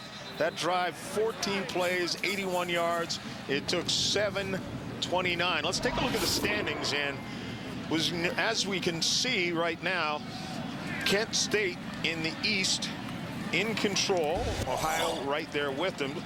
And of course, the big game is coming up in the West Division between Western Michigan and Central Michigan. The winner of that game will likely go on. Who goes to play Western in the Michigan, John? Championship. Waldo. Well, Waldo Stadium, as I've told you guys many, many times, you don't go into Waldo Stadium and expect to win. Well, it is just such a hostile environment there in Kalamazoo, Michigan. Well, Garrett Wolfe didn't like it. No. They shut him down, went to the 8-man box. They're the first ones to do it. What do you think there, Craig? They're kicking off. He saw it. He found it. Britt Davis found the ball. Now, can they find him? Davis trying to hide in the fog. Have you either of you guys ever played in conditions like this? This is great. The other problem that we didn't think about was the kicking team doesn't know who has the ball. He hits it, and somebody catches it. Stay in your lane and hope someone runs towards you with the ball. Who's got it? I don't know. Waldo. Who should I block? It slows down the coverage team. They're going down, scanning the field, looking for somebody that's running a little faster than everyone else. Who's got the leather? Cass Prime now is in the backfield. When you're about ready. 1:30, right? Somewhere in there. I guess about 1:30 and a half. This is very important. Somehow Northern Illinois needs to have composure go down. Toledo, who's had a struggling season, 3-6, 1-4. And we've got Nicholson running the ball. Faithful was there to get him. Welcome to DeKalb. Northern Illinois, that is their first timeout. DeKalb, Illinois, here at Husky Stadium. John Saunders, Craig James, Doug Flutie, Vince Welch. And as you can see, the elements are somewhat of a factor in this game. It's not raining, it's not snowing. There's a minute 17 left as we hear the official tell us, because the game clock has basically been shut off because the officials up here in the booth can see exactly what we can see. Not a heck of a lot. you know, you can hear some wives around the country telling their husbands, I told you not to spend all that money on that high def. Alan, 3 you got left. Oh, my. Got 2 left for red. If they get that arrow into the field here, maybe we'd see it a little bit better.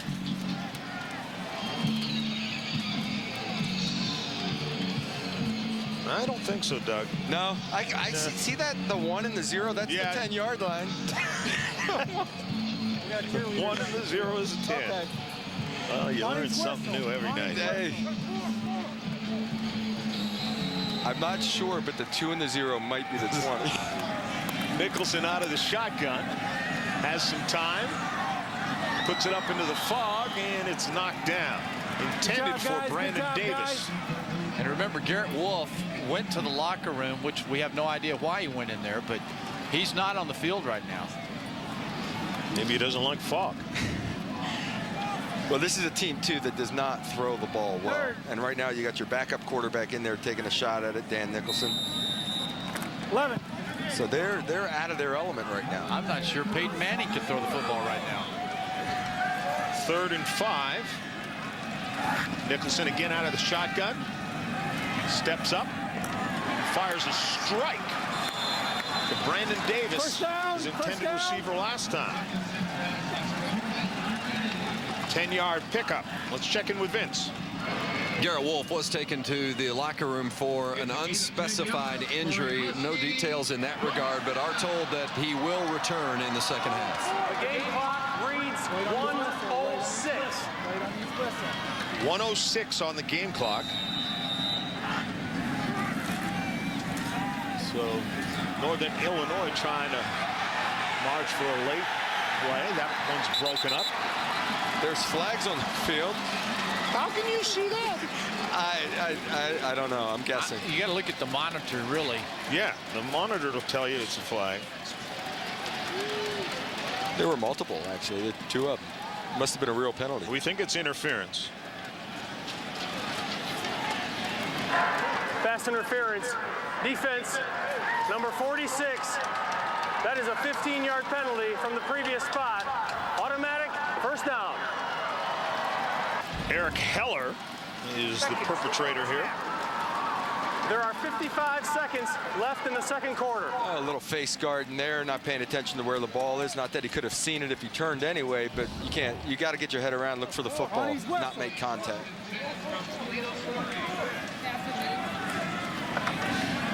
55 seconds remaining in the game. Again out of the shotgun is Horvath, or rather Nicholson, who came in for Horvath. Kaz Prime in the backfield. It's an all-out blitz, actually. Pass goes towards the sidelines, and the crowd responds saying Rick Davis was knocked down by Walter Atkins. Well, interesting here that throwing the ball, it's putting a little bit of a pressure on the secondary. Maybe they're thrown off. Well, I gotta believe when you're going backwards, now you gotta look up and try and find the ball. That's gonna be tough. I think definitely finding the football is going to be tough right now. They're locking on the receiver. Just stay with your man as best you can and read your receiver looking for the football. 50 seconds remaining. The clock will start on the snap of the football. Referee's doing a nice job here, Alex Kemp, of letting us know and letting the teams know how much time's left. Wait for his whistle. Ball is on the 16-yard line, 1st and 10 for Northern Illinois. Nicholson again. Little dump underneath to Carter, and he picks up 4 yards. Timeout. Northern Illinois. Northern Illinois Their now second. wants a timeout. Just their second. They still have 1 remaining. Gotcha. Second down. And I guess my guess is we're around 42 seconds left. 42 seconds remaining. How about that? The perfect guess of time. Oh my goodness. I'm a human clock. Let's go down, Vince. A bit more.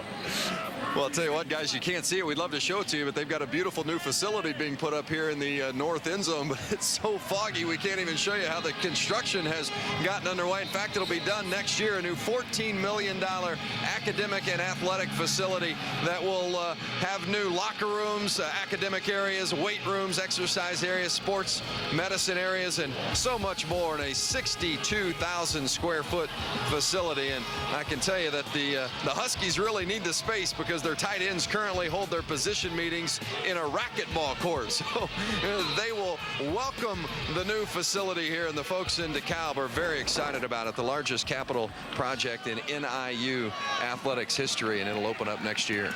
Vince, what they need down there is a great big fan. It'll blow this fog away. Nicholson still in at quarterback. He's been able to move the team. Kaz Prime is in. He's going to look to go to the air. They're trying to take Somebody's advantage. in. I think I saw a touchdown. No. No? No, you didn't. Oh. The guy just ran through the end zone like he had the ball. You may have seen one, but it didn't happen on the field. It wasn't here. You might have been watching a different TV or something. I don't know. That's my lion eyes again. I'm impressed with the way Nicholson is controlling the offense. The hand. On the clock. I think I saw a touchdown. That's the best. That may be the best analyst job I've ever heard in the history of television.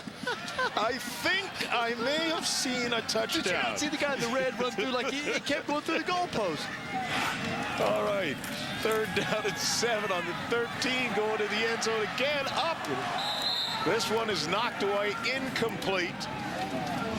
Herbert was over there to knock that ball away from Matt Simon. Simon went up for it. At first I thought he had a shot, then I thought it was intercepted. The ball falls incomplete, but it's good coverage on the play, man to man. Puts the ball in a decent spot. Actually, he could have put this ball a little further out towards the sideline to the corner. What did you think you saw that time? I think I saw an incomplete pass. I think I saw a putty cat. I did. All right. Then Nick is going to attempt the field goal to get them within a touchdown. It's a 30-yarder. I have no idea how they're going to know if it goes through the uprights. It's away. It's away. That's good. Yeah. It's up and it's good. You know, sometimes you ought to get more than 3 for things like that, right? Yeah, in the fog, give them an extra one, right? Yeah. 17-10, and we should give our applaud to our crew working here through this fog. It's a little tough on them. But they've been able to stay with it. They have much better views than we have, as a matter of fact. Well, it was a nice job, Northern Illinois going down the field.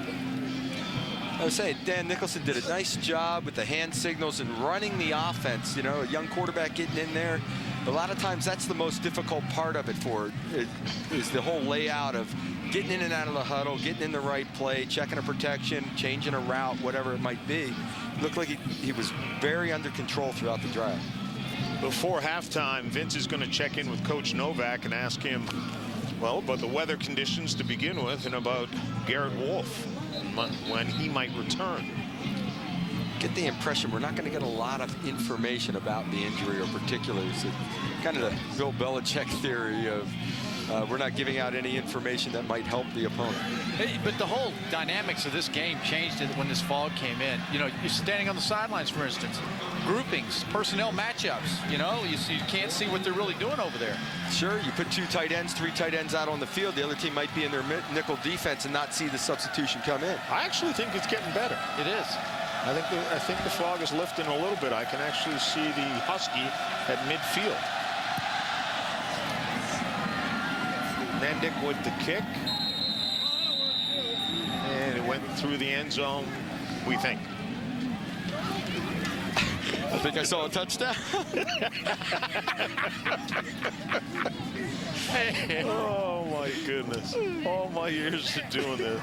That's the best. 21 seconds. 21 seconds remaining as Toledo will take over at their own 20. Just kneel down, run out the clock, and hope the fog lifts at halftime. Because it is, you're right, it is clearing. Somewhat. Yeah, exactly. It's all relative. I'm sure back at halftime at the studio we'll have more, hopefully, news on the Miami Hurricane situation and the player. Wish them the best down there.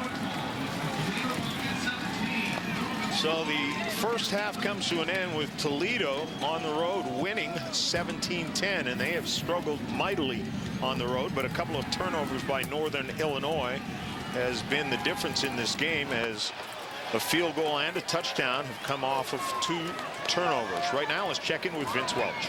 Well, Coach Joe Novak in Northern Illinois. First of all, how about these weather conditions? How have you adjusted? I feel like I'm on the ocean on a boat. I don't know. It's hard to see. It really is. That last pass we threw in the end zone, I couldn't even see it. But both teams are going to play in it. That's all. Do you feel like it's more of an advantage when you're on the offensive side of the ball and trying to throw it as compared to being on the defensive side and trying to find it and stop it? When the ball's up, it is hard to see. So I think you got to keep your passing game underneath and a little shallower so you can see the ball. What's the update on Garrett Wolfe? Right now he's questionable for second half. We're going to have to see here at halftime. Okay, thanks, Coach.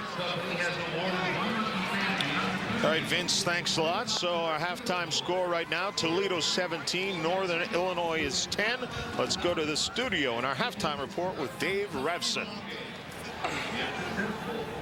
All right, John, thank you very much. Coming up on the Sports Center halftime report, the Atlanta Hawks trying to do something that has never been done against LeBron James and the Cavs. We'll tell you what. Plus, we will check in on the NBA's leading scorer, Allen Iverson and company, trying to keep on rolling.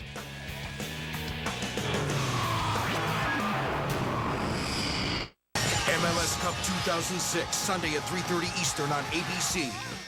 Get it off. Watch your nose this time. Well, hey, guys, there's a better way to phone for less. It's called phonage. Is that the alarm?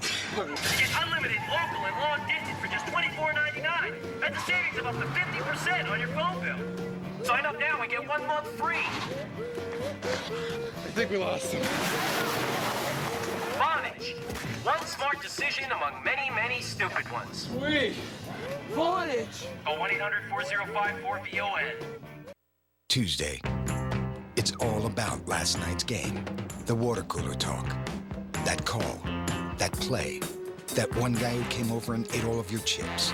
But most importantly, Tuesday is about 6 more days till Monday night. 6 more days till an NFC South showdown on ESPN Monday Night Football. 6 more days till the Buccaneers face the rival Panthers at 8:30. So while we fully support the memory of last night's game, don't forget what you have to look forward to. This is Mid-American Conference football. Success on the field. Success in the classroom.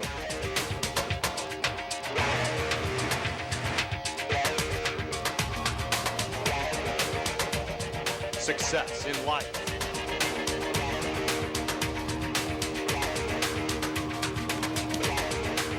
Back football. Hey Husky fans, shop online for all the latest Husky merchandise at naubookstore.niu.edu. We carry the best brands, Gear, Jansport, Russell, Vantage, Zephyr, and more. Shop any of our 3 locations: the Home Student Center, the Convocation Center, and our newest location at the Barcema Alumni and Visitor Center. Open 3 hours before game time for every home game. For the best Husky gear selection and prices, stop by today or shop online at niubookstore.niu.edu. That's niubookstore.niu.edu. This is a joke, right? No, I'm here to dine with my beautiful date. She looks thrilled. You need a car. With my credit? You must be crazy. Call 1-800-864-8200. The Car Academy. The Car Academy? No credit, bad credit, bankruptcy. The Car Academy will get you financed and driving today. Here, you need to call the Car Academy. Right. 1-800-864-8200. Nice ride. Thanks to the Car Academy. 1-800-864-8200. Right now.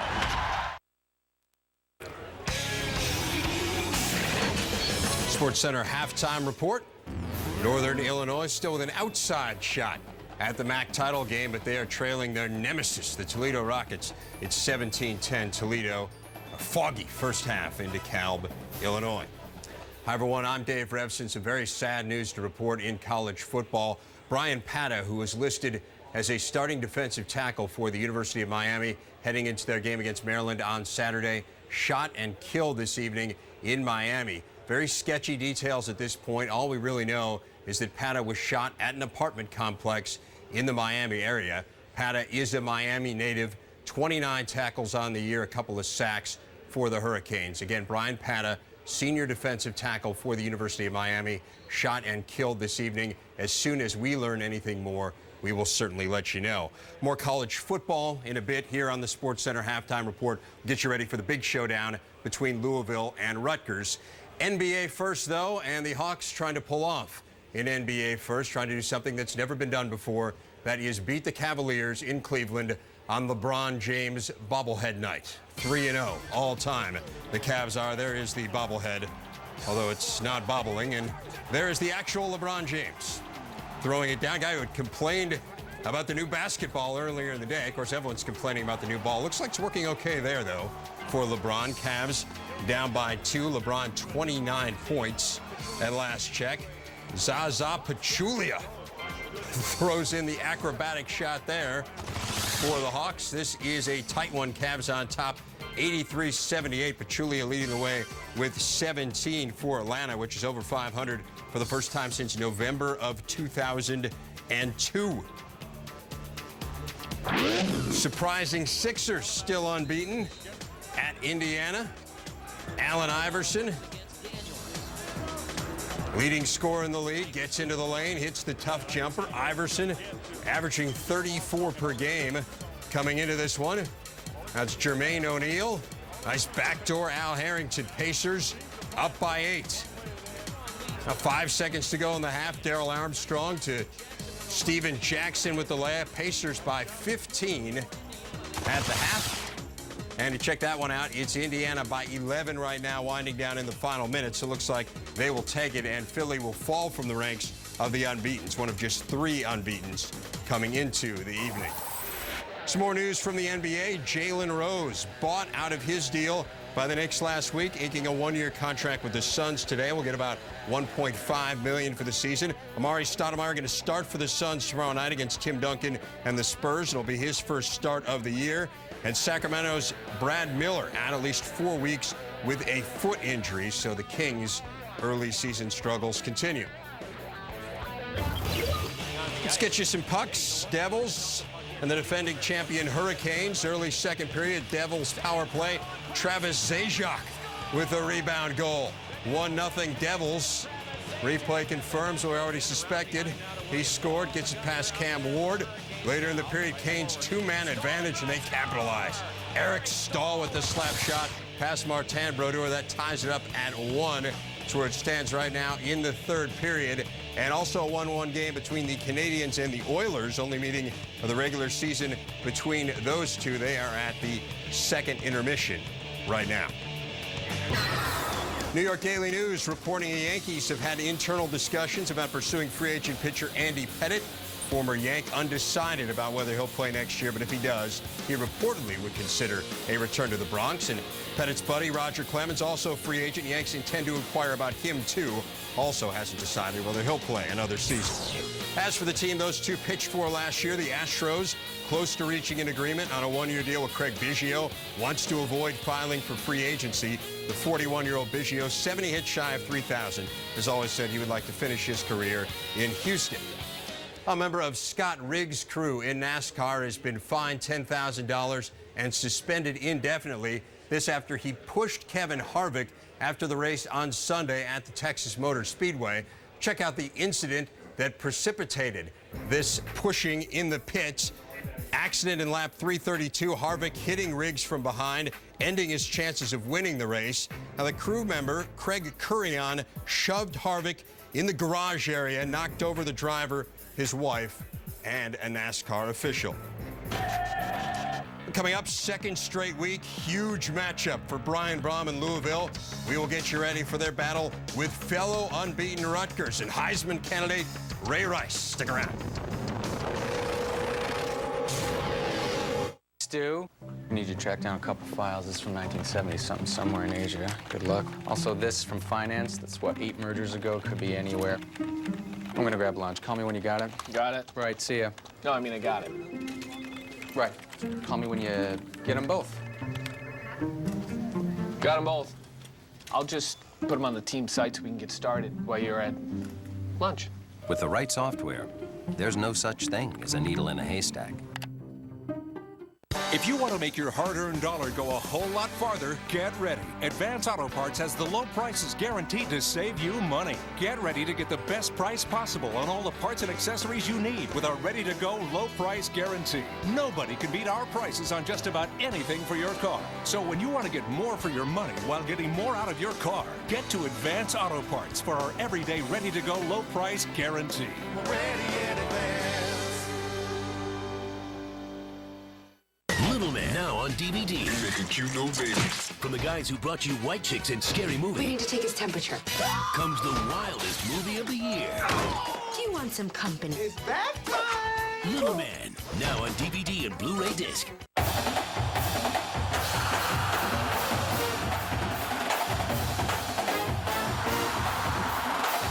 Louisville meets Rutgers in a battle of college football unbeaten. It's Thursday, 7:30 on ESPN. This is Tom Amstutz. On behalf of the University of Toledo and the Mid-American Conference, I want to thank you for being part of NCAA football. As coaches and players, we compete to win, but we compete within the rules of the game, and we ask that you do the same by being great fans and by demonstrating good sportsmanship. Good sportsmanship epitomizes the competitive experience for all who support college football. Let's make this game a memorable and enjoyable experience for everyone. Make it a great day for NCAA football. Thank you, and enjoy the game.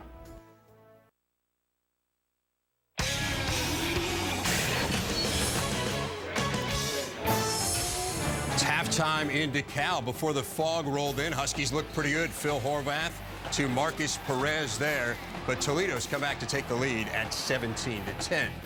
Now, Steve Spurrier has never been on the losing end of a South Carolina-Florida game as the head coach. Was 10-0 against the Gamecocks as the Gators coach. He's 1-0 against the Gators as the Gamecocks head coach. Beat him last year in Columbia. Obviously a very different story, though, this year as Spurrier returns to Gainesville for the first time on the opposing sideline. And Spurrier does so with hopes of ending Florida's BCS title game dreams.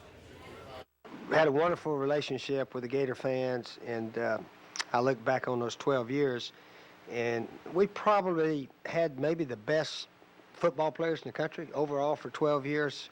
Close, you know, some other schools had a lot of good players too, but I would say we had probably the best. And excellent coaches, and of course I thought the Gator fans were the best in the country those 12 years also. And it was, you know, we didn't win it all the time, and it was always of interest to me. Sometimes our teams that weren't the best won the conference championship, and a couple that probably should have, would have, something happened we didn't. So there's the best team doesn't always necessarily end up the champion. A Thursday night in primetime, another battle of unbeatens on ESPN. Classic strength versus strength. Louisville, third in the BCS, overpowering offensively, second in the nation in total offense, fourth in scoring defense, taking on a Rutgers team that's second in both scoring D and total D. Louisville averages nearly 40. Greg Schiano's crew giving up just 9. They understand the way they've gotten to be 8-0 is by chopping away, preparing. If they leave that mode, we won't have a chance. We can prepare our tails off and still not win. I'm not telling you that we're going to win the game because we're doing that. I'm telling you that we're going to do everything we can to be the best we can be Thursday night. And then as long as you do that, like I've talked to these guys all the time, you when the game's over, you can be mad that you lost, but you can't be disappointed in yourself because you did everything you could. Our goals and expectations haven't changed at all. For a lot of people who doubted us, they have, but as a team, they haven't. So it's important for us just to not think about it, not worry about it, and go up there and enjoy being in another big game on national TV. Should be an unbelievable spectacle Thursday night. They're putting in extra seats at Rutgers to accommodate the overflow crowd. First ever game as a ranked team against a ranked team. You can catch it ESPN HD, 7:30 Eastern, number 3 against number 15. Miami quarterback Kyle Wright may miss Saturday's game against Maryland due to a sprained thumb in his throwing hand. Wright has struggled, as has the entire Miami offense. Just 1 TD, 4 picks in the Canes' 4 losses. We do have an update on the situation involving Brian Pata, the Miami player who was shot and killed today in Miami. We have information from a Miami official, this on condition of anonymity. He says that Pata was shot shortly after leaving practice today in Miami. The university is at this time preparing a formal announcement on the murder of Pata, but police at this time refusing to release specific details. Again, Brian Pata shot and killed. He is starting defensive tackle for the University of Miami. As soon as we know anything more, we will let you know here on ESPN. The first half in the books in DeKalb. Foggy first half. Toledo on top, 17-10.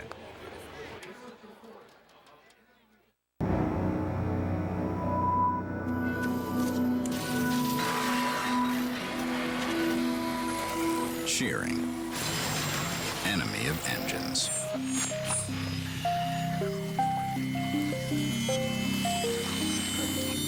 Enemy of shearing, Pennzoil Platinum Full Synthetic with adaptive molecules that continually separate and reform to help conquer the forces that can tear oil molecules apart. Not just oil, Pennzoil.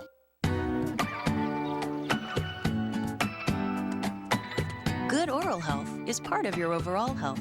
Philips Sonicare. Sonicare improves your oral health. Its patented sonic technology creates dynamic cleaning action, getting deep between the teeth and along the gum line for a healthier mouth guaranteed. It makes sense Sonicare is the power toothbrush brand most used and recommended by dental professionals. Sonicare. Simplicity is brushing your teeth and taking care of your body.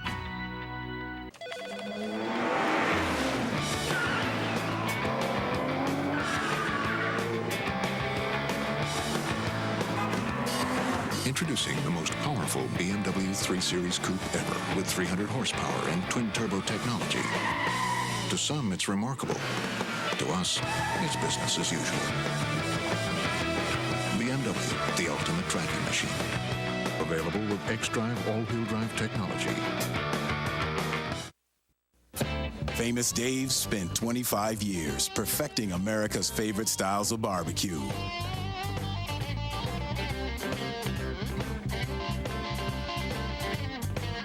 Get Dave's to go, and you'll get the same award-winning food right in your own home. Like meaty St. Louis-style spare ribs with our award-winning rich and sassy sauce. Don't just sit there drooling. Get it to go, get it tonight. 19. NFL news, Trent Green hopes to be ready to play a week from Sunday against the Raiders, coming back from a concussion. Whether he'll be KC's starter, an entirely different question. Coach Herm Edwards saying today he's considering staying with Damon Huard, who is the NFL's second-rated passer. Now some pigskin politics. Hall of Fame receiver Lynn Swann loses his bid to be the governor of Pennsylvania. Ed Rendell, re-elected there. And former quarterback Heath Shuler has a narrow lead in his U.S. House race in North Carolina. They have not called this race yet, but he is leading the Republican incumbent Charles Taylor 51-49 at the latest count. Well, it's 17-10 at the latest count in DeKalb. Toledo on top of Northern Illinois. Second half coming up.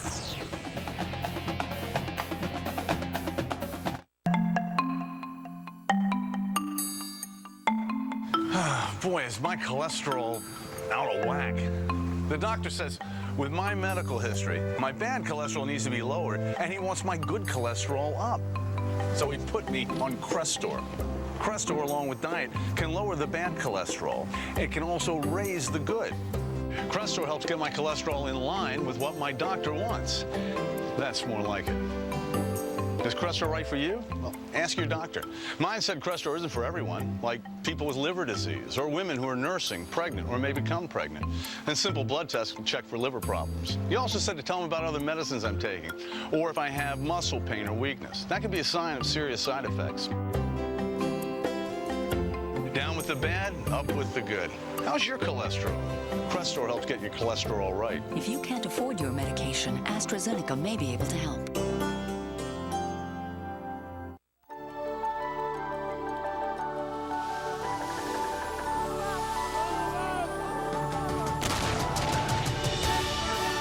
There is a place where the ordinary is always extraordinary, and where once upon a time happens once upon a day. Come live your dream this year during the Year of a Million Dreams at the place where dreams come true. Visit DisneyParks.com.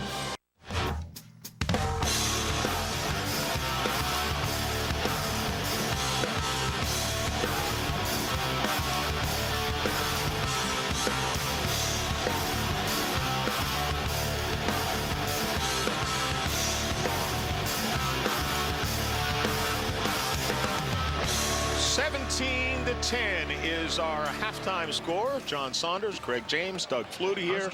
While we started out the game thinking that Garrett Wolfe would be the story of the game, and he has been. He got off to a great start, and then he had to leave to go to the locker room. Had some really nice carries in the first drive going down the field, and then he got banged up and disappeared.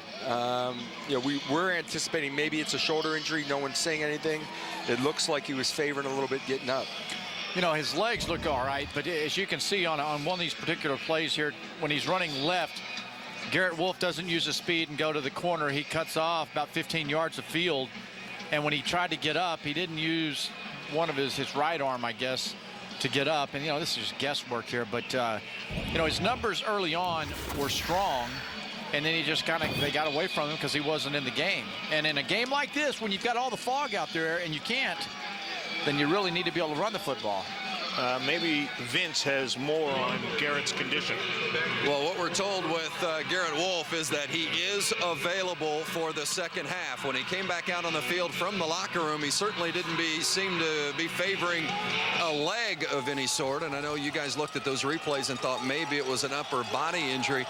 Certainly doesn't look to be any type of a leg injury, so we'll keep our eye on it. Again, they say he is available for the second half. By the way, talked to Tom Amschutz of the Toledo Rockets. He said, we've got to increase the intensity. We know it's going to be a tough second half with Northern.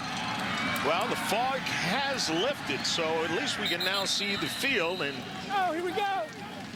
Richard Davis with the kickoff return. Let's see Garrett Wolfe trying to stay warm, but as you just heard Vince say, available if needed, and down 17-10. He's needed. There's no doubt about that. And normally when you sit on the sidelines like that and you stove up, you get cold. I can't imagine that he would, if he's going to play in the second half, he'd be out there right now. He would be jogging around on the sideline getting loose, I believe. Parmalee in the backfield. A little play action and thrown away. Opel just throws the ball away. So we'll get our first half statistics, the rushing yards. That's what tells the story, because Northern Illinois had a pile early. And Northern Illinois coming into this game led the nation in the fewest fumbles. They'd given up 2. And couple of turnovers in this ball game. One fumble, one interception, really uncharacteristic of their offense. And Parmalee, the lone back, takes it, fights his way across the 20. It's a 7-yard carry. DeWalt opening the hole for him. Toledo's picking up where they left off. They're going no huddle. They're at the line of scrimmage. They're running the football consistently and pounding away 4 or 5 yards at a clip. Well, that's what Coach Amstutz told Vince at halftime. We're going to pick the intensity up, and I believe that. On offense, get out of the huddle, get up there, get it going, set the pace. 2 tight ends again, 3rd down, a long 3.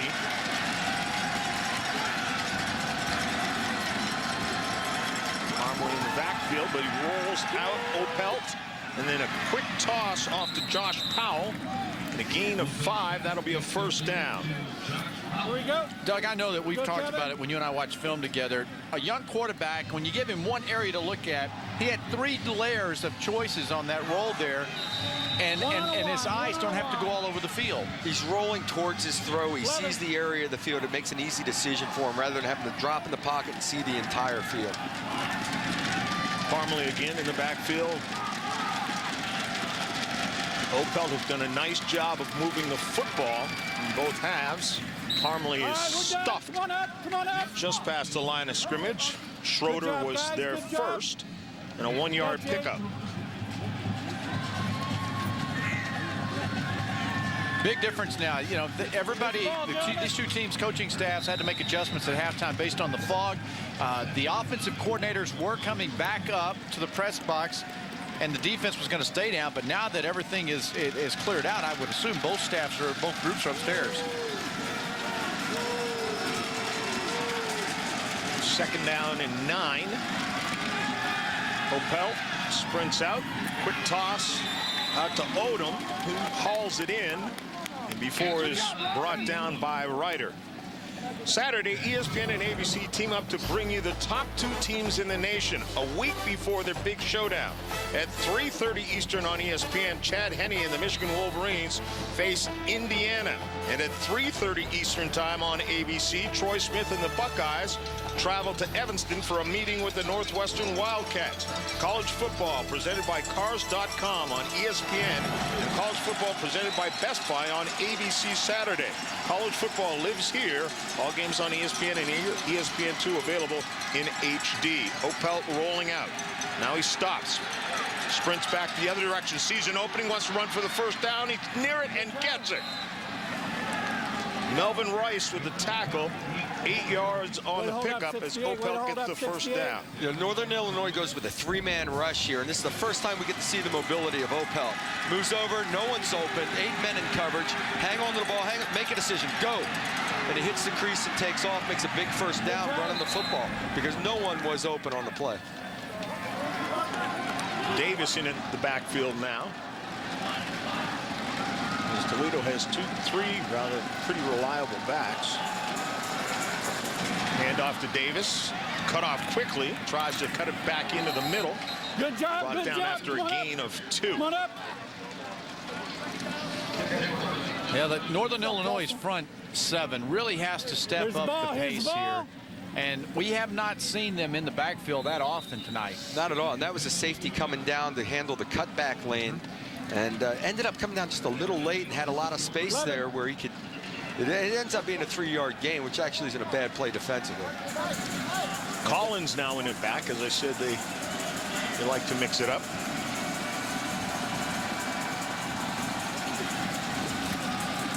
Opelt getting a little play action. Going pretty deep with it. Overshoots everyone. It was intended for Steve Odom.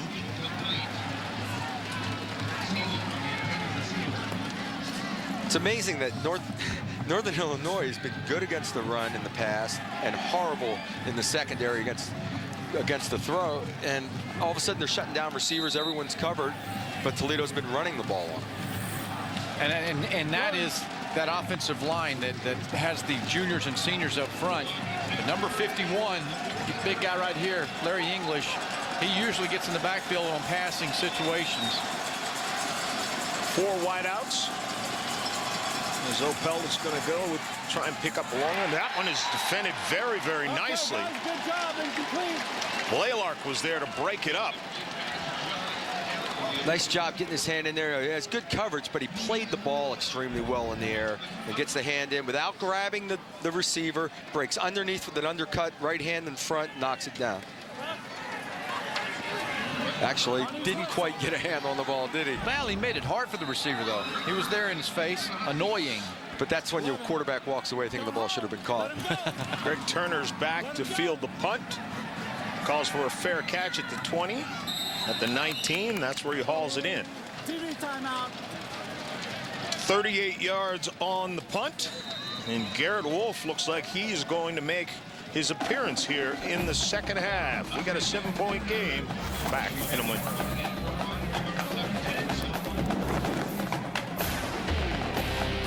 Sunday, American Soccer's championship event.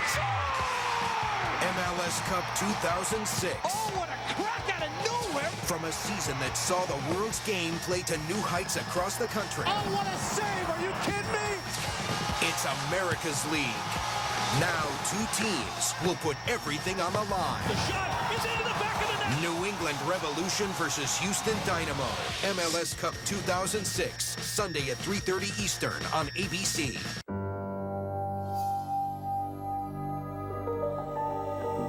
The champagne glasses may seem familiar,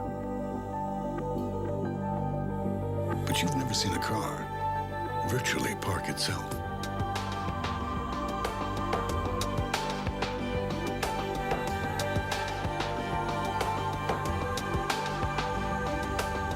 The new LS, unprecedented, at your Lexus dealer.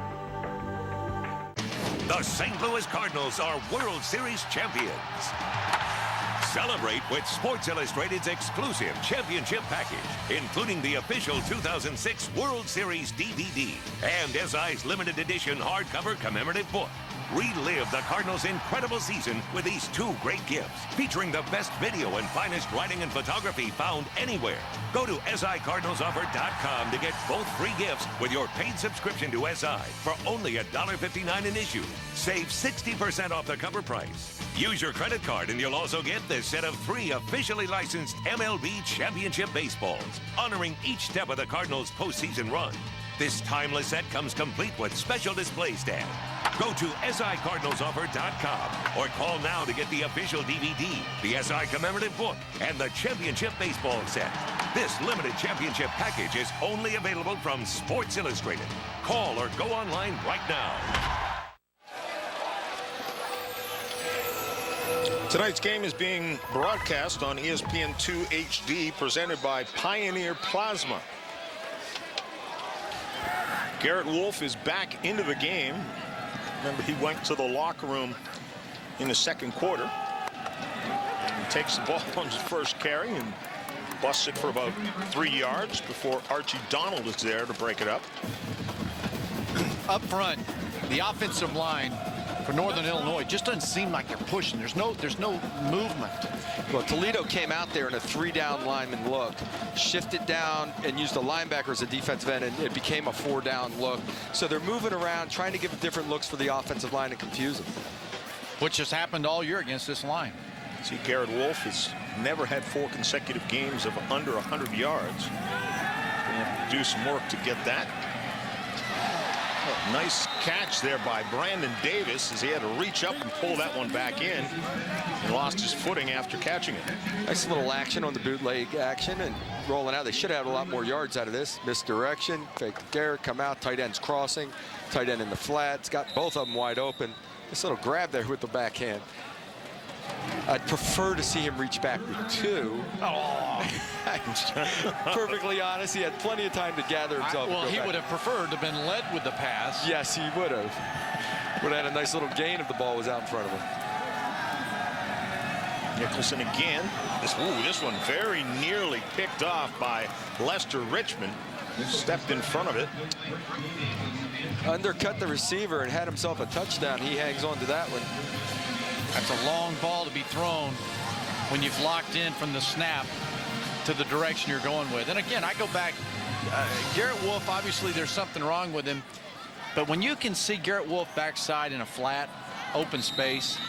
We've seen that a few times where quarterbacks drop back looking downfield to one side of the field. There's Wolfe on a little swing, and it doesn't appear that there'd be a lot of yardage of ball, but when you put the ball in his hands in space, one-on-one, it's going to make people miss. Dick Benner with the punt. Let him go, let him go. Steve Odom is back, calling for a fair catch, and has it. About the 37-yard line. 37 yards on the punt. We'll get back to DeCal. Fogless, finally. Stephen A. Smith here. Tonight, quite frankly, Nuggets phenom Carmelo Anthony confronts his own temper tantrum. Plus, TV's best football panel flips the script on the NFL at 11:30 p.m. Eastern Time on ESPN2.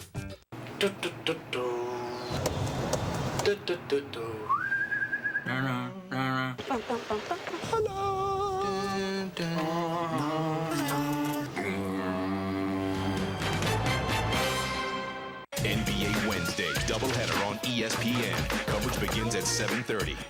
Man, this thing is smunchy. Smunchy? Soft, melty, crunchy. It's smunchy. I'm thinking Craffelty. Crunchy, soft, melty. No, it's more about crunchy, chewy, cheesy. How about Crunchy Wheezy. I love you? Awkward. I love you. Taco Bell's Cheesy Gordita Crunch. Warm flatbread covered in 3 melted cheeses, wrapped around a crunchy taco and topped with a zesty pepper jack sauce. For a textural taste sensation, think outside the bun. Well, way back then, we had the horse and carriage. There was no television then. People listen to the radio. Get the clothes out, wash them on the washboard. The 45 would drop and it would play. If you held the rabbit ears in exactly the right position. I used to have to parallel park myself.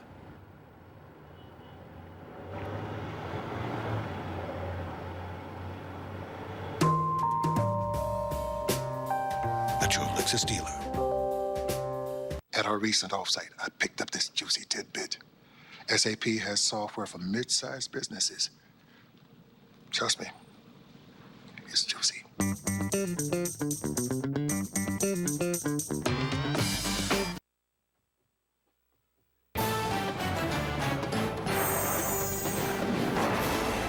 ESPN2's College Football Primetime. Brought to you by Taco Bell. Think outside the bun. And ESPN Game Plan. Maximum college football. To order, call your pay-per-view provider or log on to ESPN.com. Search Game Plan. Welcome back, everybody. Toledo leading Northern Illinois 17-10. Toledo, it's been a really disappointing season, usually one of the top programs in the Mid-American Conference. Parmalee in the backfield. A couple of tight ends in there. Fake. He's there. A rollout. Toss is deep. And Hansbrough goes up and picks it off. Boy, he had the whole corner. He came out, had a receiver open, and it's a bad decision. He passed open an open receiver short to take a home run shot there, Craig. And you know what you're wanting to say is here it comes back on the backside. The corner dropped out of there. The flat is open. Number one, Nick Moore is wide open underneath. He would have had a 7-8 yard gain at least, and he tried to force the yardage. You can see it from the other angle. We might see the guy out. He's outflanked the defender anyway in the short flat. It would have been an easy little toss early. Now, on the replay, it looked like later, well, there was a defender in the area, but it would have been a good 10-yard gain. Yeah. Hansbrough's first interception on the season. So let's see if Northern Illinois can take care and advantage of a turnover, much the way Toledo has. Kaziak was in there to make the tackle on Garrett Wolfe for the loss. Yeah, we've talked about this being a young team, Vince, and there's a perfect example. Double sticks, Alex, double sticks. Not used to, with all Toledo's success over the years, they're not used to having to reload, but that's exactly what's happening here in 2006. And the freshman quarterback, an example of that. We'll finish that story up here in a moment after this play. That interception was only the second by the defensive backfielder. Britt Davis with the game for Northern Illinois on the season. You know, we've been talking we've been talking about Garrett Wolfe all day, but we got to get the ball in the receivers' hands too. They got some big play receivers that can make plays. Let's go back to Vince. Well, you know, John Toledo's played more freshmen than seniors this season. In fact, Toledo played 14 freshmen in that season opening game, a triple overtime loss at Iowa State. Coach Tom Amstutz said of his freshmen, there was a lot of diaper changing going on at halftime. I'm glad I wasn't in that locker room. Quick sprint out and almost an interception as well, knocked away by Barry Church. Yeah, I don't do diapers. Not anymore. No. There was a time when I didn't have a choice. Yeah, there's a freshman for you, working, recognizing underneath, jumping to underneath ball there. Very good job, Barry Church, freshman, 6'3", 215, smart recognition on the flat. And what was going on? Nice job bypassing the number 2 receiver up the field to get to number 1 and gets out underneath the out. Number 1 being the outside receiver. Yeah. Steve Odom stands at the 21-yard line awaiting the punt from Dick Bender. High snap, gets it away, it's short. Oh, let's see where this one's going to be marked. He did a good job. At the 40-yard line. He really did a good job because their protection coming down with that ball, that was a good job getting it off. 24 yards on the net. Huskies trail.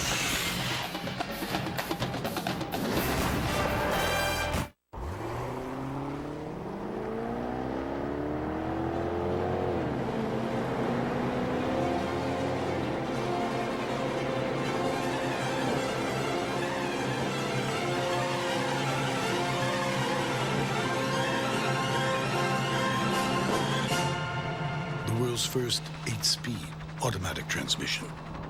The new LS. Unprecedented. At your Lexus dealer.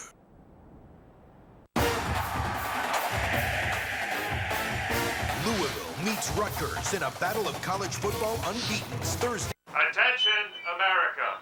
We're the slow party. And we want Be still with Bill. Bill. Be still with Bill. Bill. This isn't only about you. Well, nothing rhymes with Carolyn.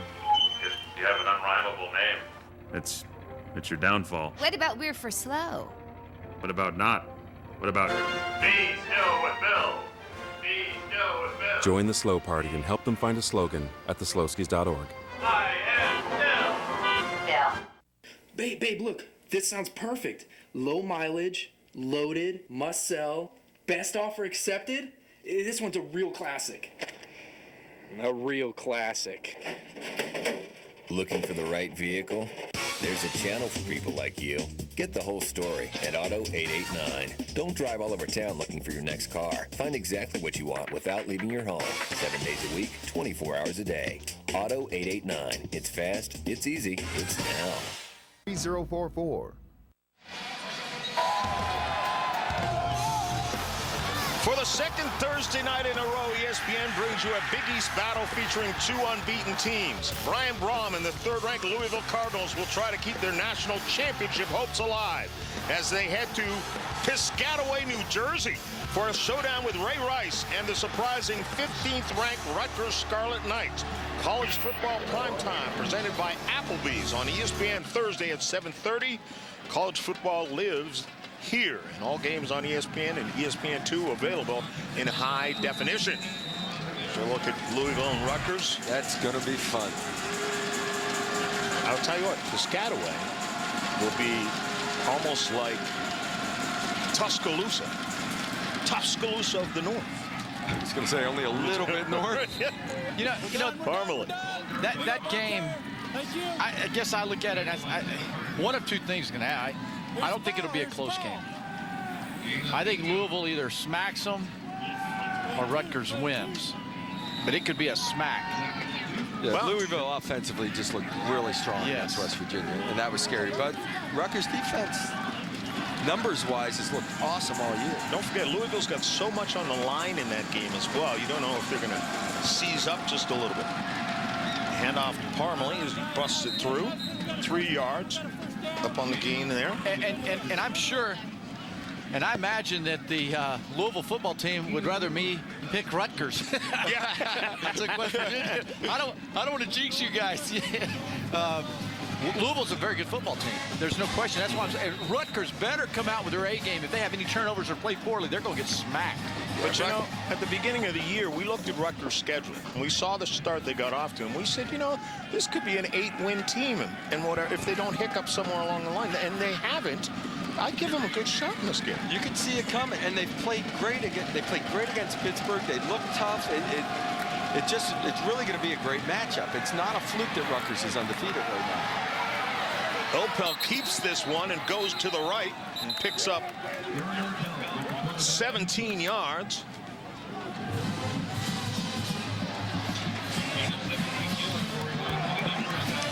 While we got a little time here, I want you to make a pick of both you guys. Rutgers, Louisville, Thursday night. Louisville. Doug? And I would probably say, I'm going to say 35-17, 35-14 Louisville. I think I got to go with Louisville also, only because they throw the ball so well, and that's the one area that I think Rutgers struggles in. And if Louisville defensively can take away the run at all or control the run, they're in business. Opel hands this one off to Parmalee, and they're just starting to be able to pound Northern Illinois now. 12 yards on the gain. And here's the difference, too, in this ball game, Louisville-Rutgers. Louisville just faced Pat White and Steve Slayton, two very fast, very good football players, right? Yes. So now you've got Rutgers, much more of a power team. What about the young man from New Rochelle? He is. Ray Rice is a good player. So is Leonard. They're good. And Rutgers is a good team. Greg Schiano has done a terrific job there. The handoff again to Parmalee. As Toledo starting to feel that they can just pound their way down the field. Rush and Blaylock were there to make the tackle. You're normally coming off that big win against West Virginia. You'd say there might be a letdown. It might take them a couple days to get over it. But the fact that they know Rutgers is next, it's the next undefeated opponent in the Big East, and this is the biggest stepping stone left, that the focus is going to be there. It's national TV. It's the whole bit. And Louisville will be ready to roll. Biggest football game in New Jersey in over 100 years. That's a long time. Yeah, it is. Parmalee's has reached the century mark as well. That handoff goes to Davis, and he cuts it up for a gain of 3. Boy, Toledo's been methodical in the way they've run the football down the field. And then they've been working the little bootleg action to get the quarterback on the corner. It's not much straight drop back in the pocket. No, with this not guy. at all. Not at all with a young quarterback. Yeah. So I'm very disappointed in you guys not having historical knowledge. The 100 years? Yes. You don't pick Princeton Rutgers, the first ever. I was there. I'm there with you. I'm right on all over. Hey, I saw the National Day last week. What was that? National College Football Day? Or? Right, exactly. Opel rolls out, thinks about running, then tosses it short. And that's a great decision there. He was on the verge of just throwing the thing away, got to the sideline, ran out of space, ready to throw, and had a little safe spot to put the ball, gets completion. They're running 2 receiver routes. It's a rollout. You got 2 guys, one in the back corner, one short. And you saw a sight line, didn't you, Doug? Again, that's trying to help him to see the field right there. They're in front of him, and he can make a decision. And the decision now for Tom Amstutz is, do I take a chance on it? They've only had 5 field goals this year, right? Right. At Toledo. And so I guess not. Don't take a chance to let somebody block down one. Well, he's got 4th and short. See if they throw for it. Or give it to Davis. Davis has it and does not have the first down. I don't believe there's a flag that comes in. It's a huge 4th down stop if it stands. Blaylock was in there to make the first hit.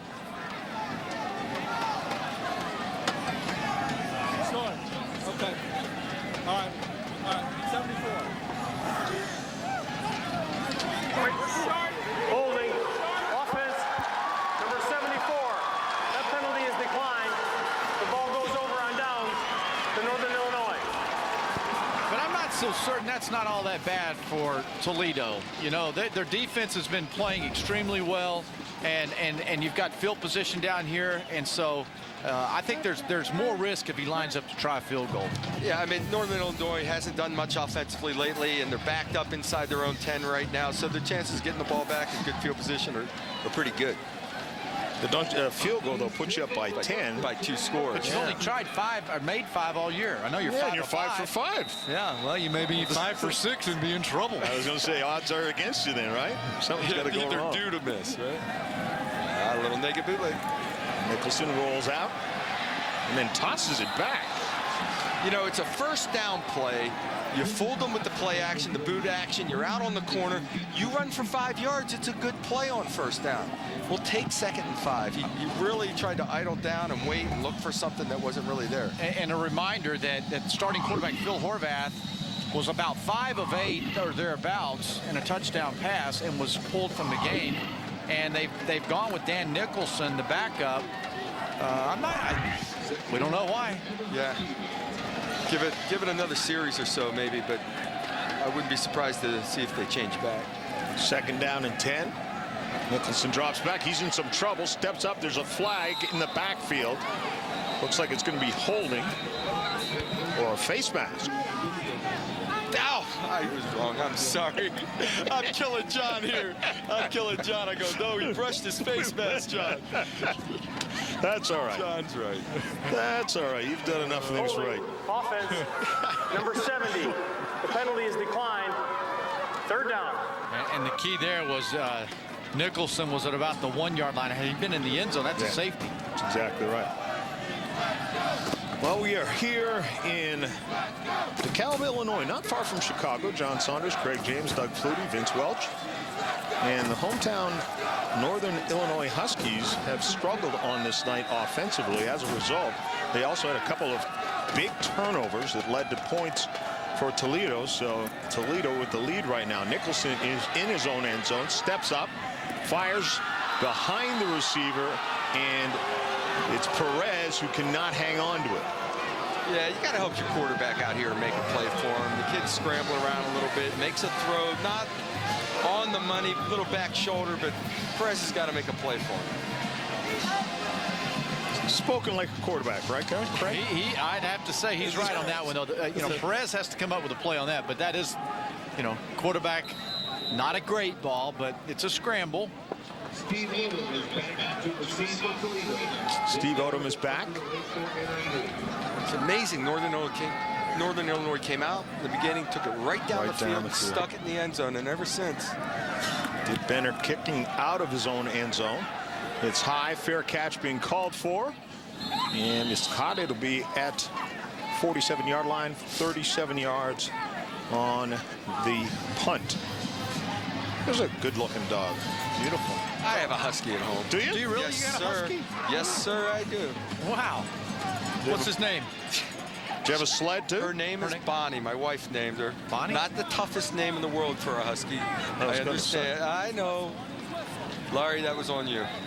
Do you have a sled, though? Do you hook the dog up to the sled? No, we were talking about it. It's like, because evidently they love just pulling sleds. Exactly. They live for that. Bonnie, the husky.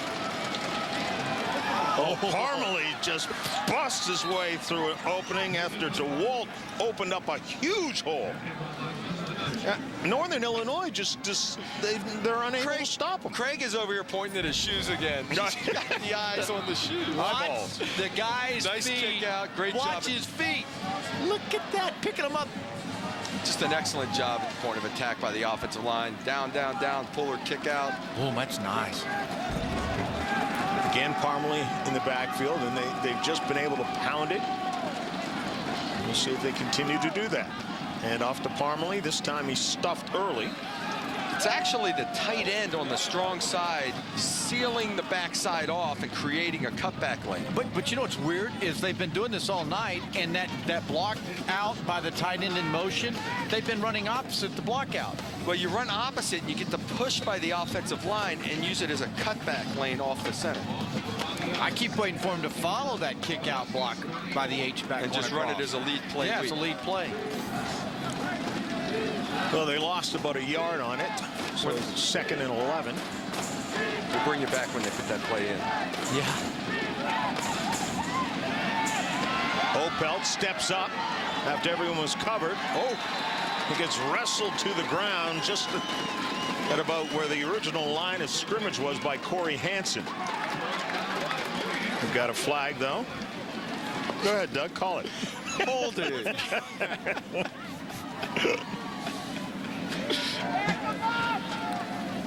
Holding, offense, number 79. 10-yard penalty, second down. You are all over it. This time. It's John Greco, and Greco covered a punt earlier in the game, and he was in the open field on the punt returner. A 320-pound guy, 6'5", makes the hit in the open field on a punt returner. We really didn't get a chance to show it any attention, but it was a phenomenal play. Look at this, in the open field on a punt returner, breaking down, making the hit, wrapping up, and bringing it up. That's amazing. Well, you know the reason the guy got tackled. At 320 pounds, he couldn't get around him, right? It's a 134-pound difference he's given up there. Good feet. No, he just didn't have eyes on his shoes. Yeah, well, that's... Big guy outside here. And he's done a heck of a job against 51 Larry English, who can get to the quarterback now. He's even swallowing him up.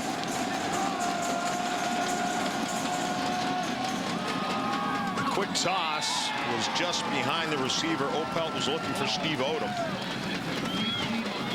Boy, that's a completion waiting to happen. Wide open receiver. Quarterback's just got to set his feet, take his steps, and throw the ball. I don't know. Just one of those things that's like throwing versus air. You should be able to throw that with your eyes closed. So they're going to have a third down and 20 yards to go. We'll see if they just keep it on the ground and try and protect field position. Not saying I made the throw every time when it was there or anything like that. Sure you did. Sure you did. It's one of those that just probably didn't come out of his hand correctly and just kind of went down on the ground. And you've only been out of the game now for half a year, so now I'm great. Give us another 3 or 4 years, you'll be really good. 217 yards on the ground given up by Northern Illinois, the most this season. That pass is going to get it back to the original line of scrimmage by Steve Odom. Nice decision, just get the nice completion. And like you're saying, the game looks so easy from up here.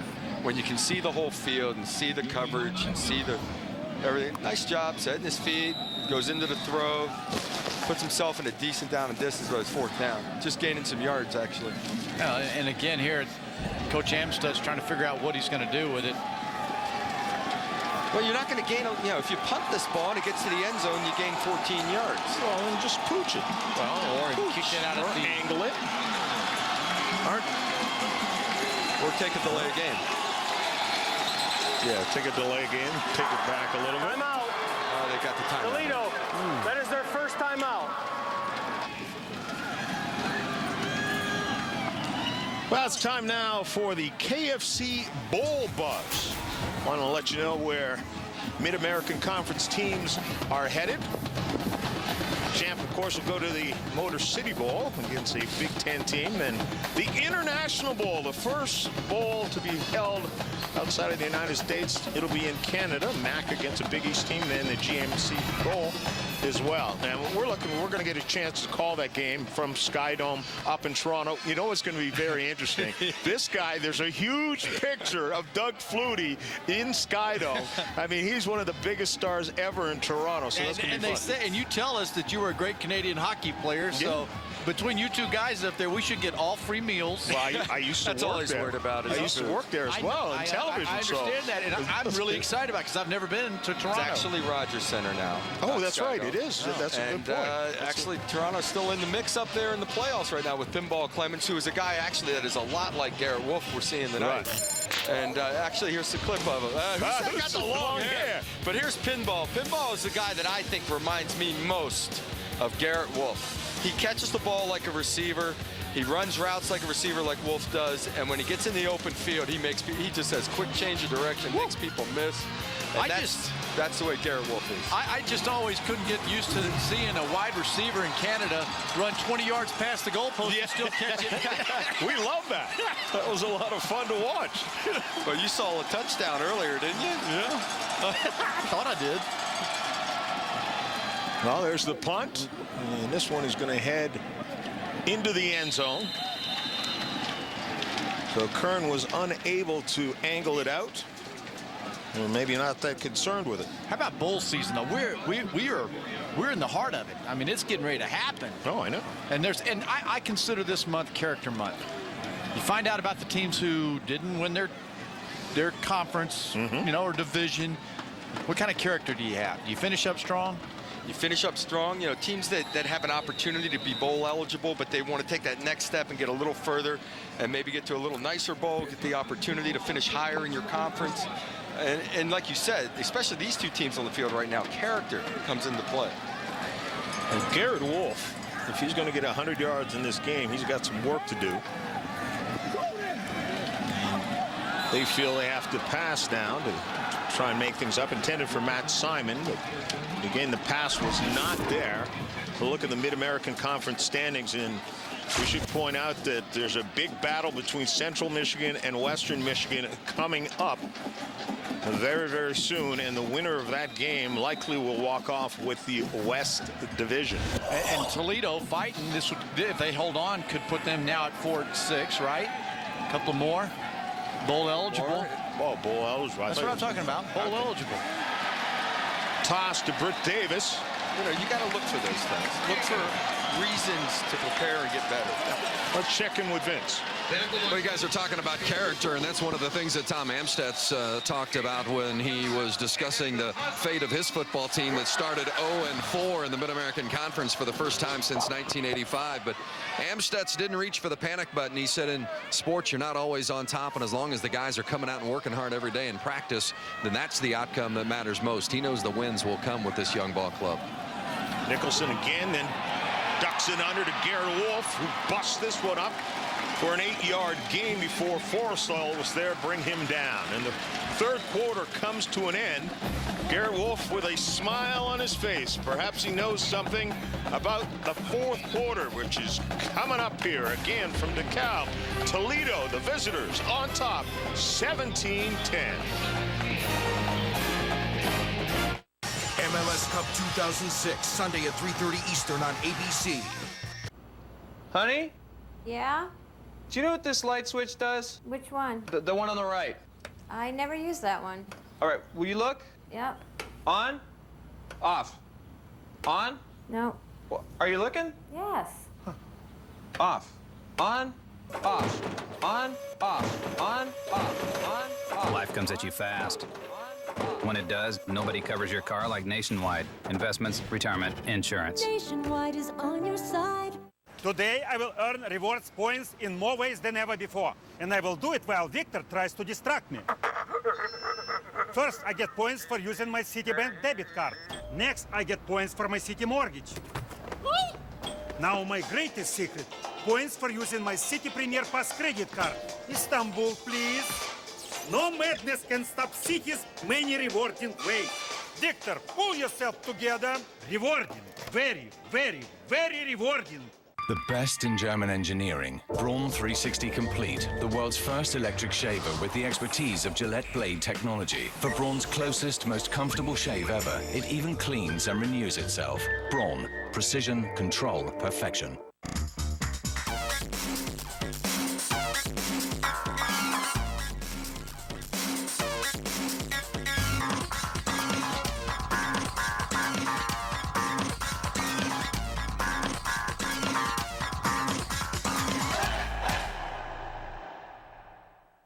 The hotter the hot, the colder the cold, the greater the demand, the more you need Duralast. Get the battery rated a consumer's best buy. Only at AutoZone. Susu, if I take this left, will that get us to the restaurant? Oh, Susu, I missed that. I missed a turn. We need a new route. Susu, can I take this right? Susu, I think this looks familiar. Should I be turning here? We're totally lost, aren't we? Susu, we're lost. If you miss a turn, remember, the easiest way to get a new route is TomTom, not Susu. Just tap on the screen, and a helpful voice guides you wherever you want to go. TomTom is your portable, everyday GPS solution. Getting ready for the fourth quarter of tonight's Mid-American Conference matchup between Northern Illinois and Toledo. Looking at Coach Joe Novak of the Northern Illinois Huskies. And before the break, we were talking about character and how Toledo, Coach Tom Amstutz realizes that winning isn't the only thing right now with his young program. And look at the goals for Northern Illinois. Earn that degree first and foremost and represent the university with class. And win was third on that list. Says something about this program. Handoff up the middle. 3-yard pickup by Garrett Wolfe. That was basically that same play where the tight end came to the backside, sealed the backside off, but Wolfe hit it front side. Straight ahead. That's right. It makes the defense stay disciplined there. You look at what Coach Novak's done here at Northern Illinois, and this is and they've won 5 of the last 7 games entering tonight, and just a good coach. You can tell that he's very well respected by his players. Garrett Wolfe, 14 carries for 56 yards. Wolfe needs to lay a block out there, then does a nice job. Deep ball thrown, looking for Perez. But Walter Atkins was over there to break that one up. This is one where when the quarterback throws the ball up, you've got your single coverage out there. And we saw the great athletic play for the touchdown reception earlier in the opening drive when Perez went up and made the catch. Northern Illinois' offense, their first possession was an 80-yard touchdown drive. Since then, they've had 9 drives, around 69 total yards. So it's just kind of. What is it? That's like that electric football game I was talking about earlier. Nicholson again steps up, then has to sprint out to his right. Now trying to run out of trouble. Fumbles the ball. Looks like Northern Illinois may have gotten it back. Skylar Constant was the one who got in and knocked the ball out. You know, Nicholson's been in. He's a young quarterback. A couple of turnovers were the reason he got in the game, and now all of a sudden hanging the ball down low, and bang, it pops out. Got to protect the football at all costs. Ooh, close. But he comes into the game, Doug, and really he hasn't shown me anything that Phil Horvath hadn't shown me. No, he hasn't done it. They haven't moved the ball well at all. And Horvath, other than the interception was bad. The fumble, he got hit in the pocket.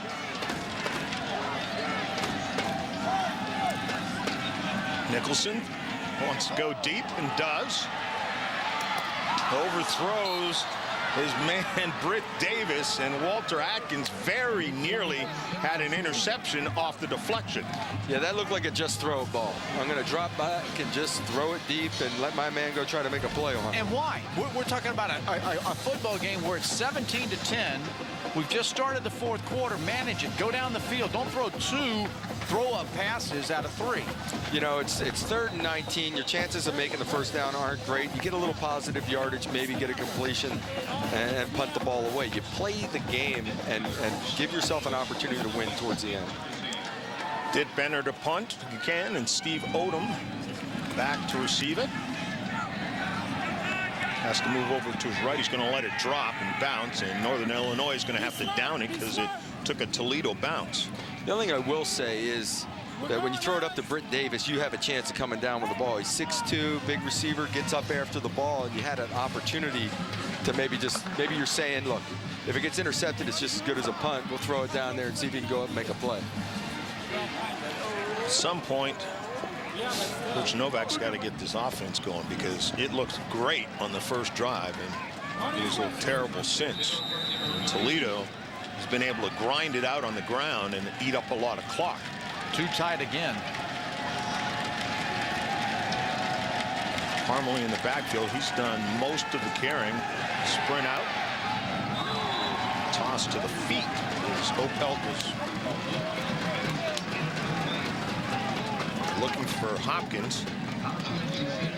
Had him in the flat, but on a naked bootleg, it's naked, so you're not blocking that outside defender, and you have a guy in your face.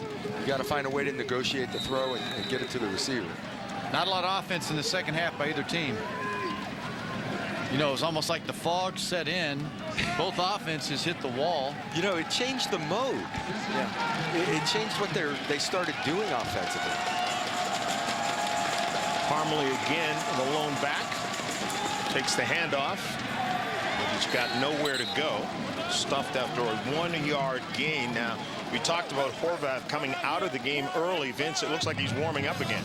Yeah, and Horvath, you know, a lot of times when a quarterback leaves the game, maybe if he's nicked up, he'll take the helmet off, put the ball cap on. Not Horvath. He has been standing over there on the sidelines next to the coaches, helmet on, bouncing up and down on his feet, loosening his arms up. I mean, he's been doing that since he left the game, just chomping at the bit to come back in. So he's over there throwing it. I'm sure he's going to be anxious about the opportunity to get back on the field. 4 wideouts on a 3rd and 9. A fumble. Quickly on the balls. It was knocked out by Larry English. Still recovered by Toledo, but it'll be a 4th down. It was a great opportunity for Northern Illinois to jump on that football. Didn't come up with it. Toledo maintained, but you can't be having the ball. I say this, I'm standing in the box. You can't have the ball hanging out in one hand. It's the guy you don't see that knocks it out. And Larry English is quick, very quick. John Greco, big left tackle, is dominating him. But the thing about it is English doesn't give up. High motor guy. High motor, keep working. Kern to punt with Turner back to receive. Steps up to the 20 and past it. Hauls it in. Whoa, it flags everywhere.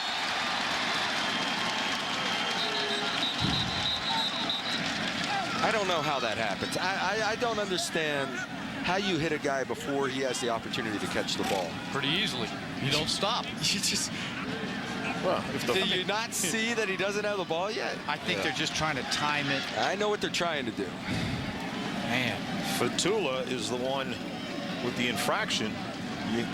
There's no real halo rule in college football, but you have to allow the guy to catch the ball standing back there and return it. There were 2 fouls on the play. Illegal formation. Toledo did not have enough men on the line of scrimmage. That penalty is declined. Kick catch interference. Toledo, number 59. That penalty will be accepted 15 yards from the spot of the foul. First down. Timeout. So that's a huge, huge break for Northern Illinois, as they'll get a chance now to drive the length of the field and try and tie this game. Entertainment Weekly asks, has this man made the funniest movie ever? Now, audiences across America answered yes. Rolling Stone gives Borat 4 stars. King in the castle, king in the castle. Borat, rated R, now playing. Bear Grylls is a regular guy like you and me, except his name is Bear. And he's got a black belt, trained with the Foreign Legion, climbed Mount Everest, makes a living putting himself in danger out in the wild on purpose, just so you can learn how to stay alive. That's just the regular kind of guy he is. Get to know the legend of Bear Grylls on Man vs. Wild, only on the Discovery Channel. Check your local listings. Bear is coming. Spread the word. Here's to men, to guys who want to spend more time having fun and less time in the men's room. And here's to Flomax. It's approved to treat male urinary symptoms due to BPH, also called an enlarged prostate. In 1 week, Flomax may help symptoms like frequently waking up at night to go, going often, going urgently, weak stream. Ask your doctor if symptoms are from BPH, not prostate cancer. Common side effects of Flomax are runny nose, dizziness, and decrease in semen. Upon standing, a sudden decrease in blood pressure may occur, rarely resulting in fainting. So when starting Flomax, avoid situations where injury could result. To learn more, call 866-4FLOMAX. Ask your doctor. Flomax could make a difference in 1 week. The Hyundai Azera. It shatters preconceptions. It defies assumptions. And with 8 airbags, a 263 horsepower V6, plus more interior space than a BMW 760i. It's a whole new take on luxury. And the repercussions are just beginning. The Hyundai Azera, ranked most appealing large car by J.D. Power and Associates.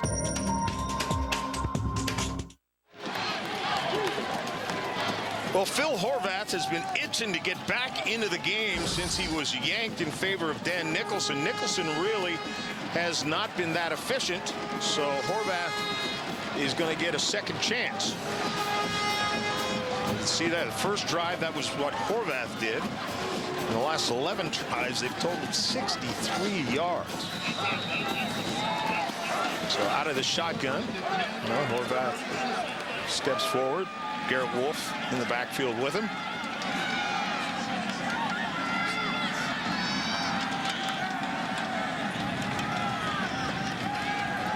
Horvath, first attempt is going to be a pass. There's nothing over there but an offensive lineman. Some type of, it looked like they were trying to set up a screen and the back went the wrong way, or there was a back over there, but I think he forgot he was a screen back. It was a wide receiver screen. Then the receiver ran downfield. Yeah. Well, I'll tell you, when you see guys over there wearing number 50. Ineligible man downfield. Offense, number 60. 5-yard penalty. First down. There wasn't a receiver. There wasn't a receiver that was behind the line of scrimmage for a pass. Here comes the lineman out. Yeah.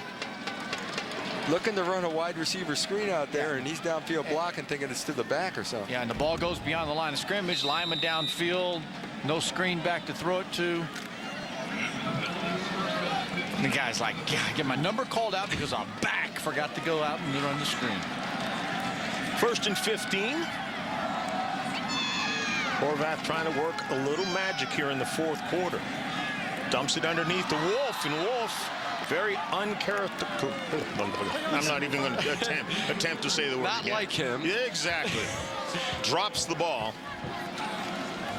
You know, usually when you've been sitting on the sideline for a while and come back in, the game seems to slow down for you. As a backup quarterback a lot, I came in off the bench, and it always seemed a lot easier when you've had a chance to stand on the sideline and see what's going on, and let's see if the game slows down a little bit for Phil Horvath. Both of those guys are pretty cold. You know, Garrett Wolfe was out of the game for quite a while, so it's not like either one are lathered up. 2nd and 15. Horvath with a strike. This one tosses it to Jared Carter. Now that had a little zip on it. 16 yards on the pickup. Nice job on the curl route. The flat defender ran out to cover a flat route, and here come the curl in a nice zone. Stepped into the throw and let it rip. Carter. Number 8 runs it flat. Boom, turn, throw the curl route, bang. I just like the fact that Carter sat up in that hole there, you know, and there was good precision, confidence to throw the ball there. Straight under the snap now is Horvath. Garrett Wolfe behind him. Again, the fake, and now he wants to go deep, has a man. And the ball is caught by Britt Davis. I'll tell you what, he made up his mind he was going to Britt all the way. But what he did was realize the corner is way off. So he eyes him up and throws a line drive and stops the receiver. If he leads him down the field, there's no way he can complete this pass. He back shoulders him, throws it, but here's a good angle. The defender is inside out and deep. Throw it on his back shoulder, stop the receiver. He makes the play on the ball. Nice adjustment to the ball. So Horvath has moved Northern Illinois very efficiently since coming in. This time Garrett Wolfe gets it, spins, and picks up a couple. Herbert comes in there and makes the tackle. There's a flag on the field.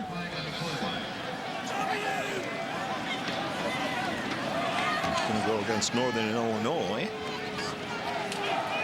From where?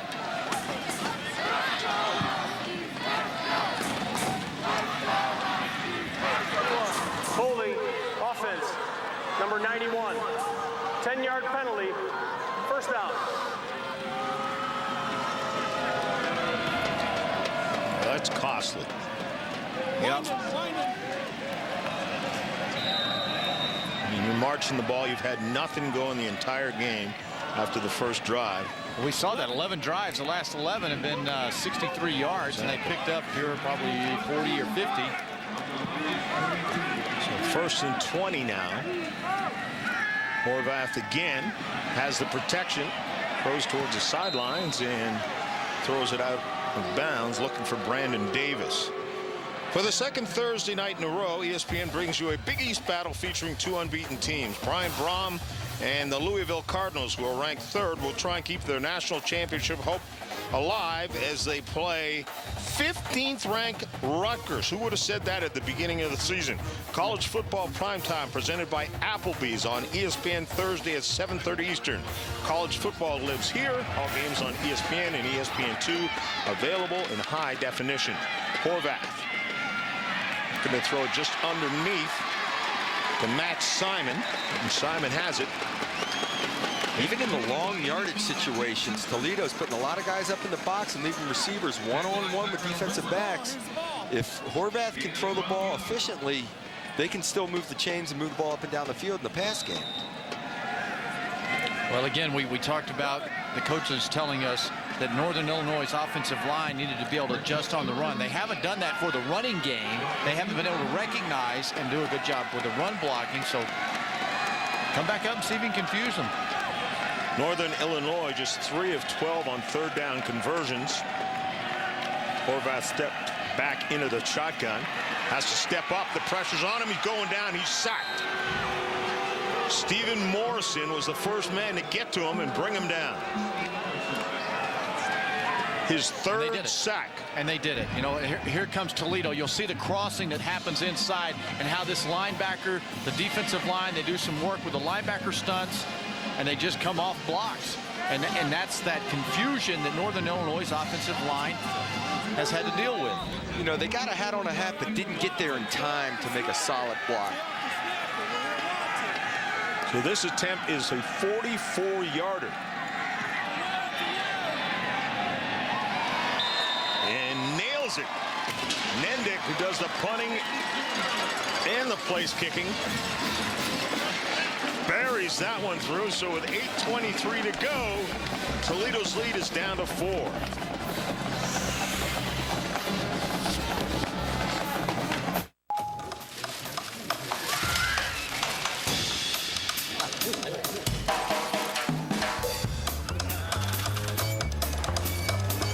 Introducing the new HP Blade System C-Class with Thermalogic, Virtual Connect, and Insight Control, powered by dual-core Intel Xeon processors.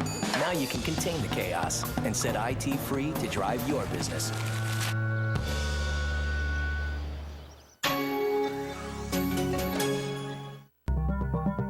The Hyundai Azera. With 8 airbags, electronic stability control, and a 263 horsepower V6 all-standard, plus more interior space than a BMW 760i. It may be the most car for the money ever. It's no wonder the Hyundai Azera was ranked most appealing large car by J.D. Power and Associates.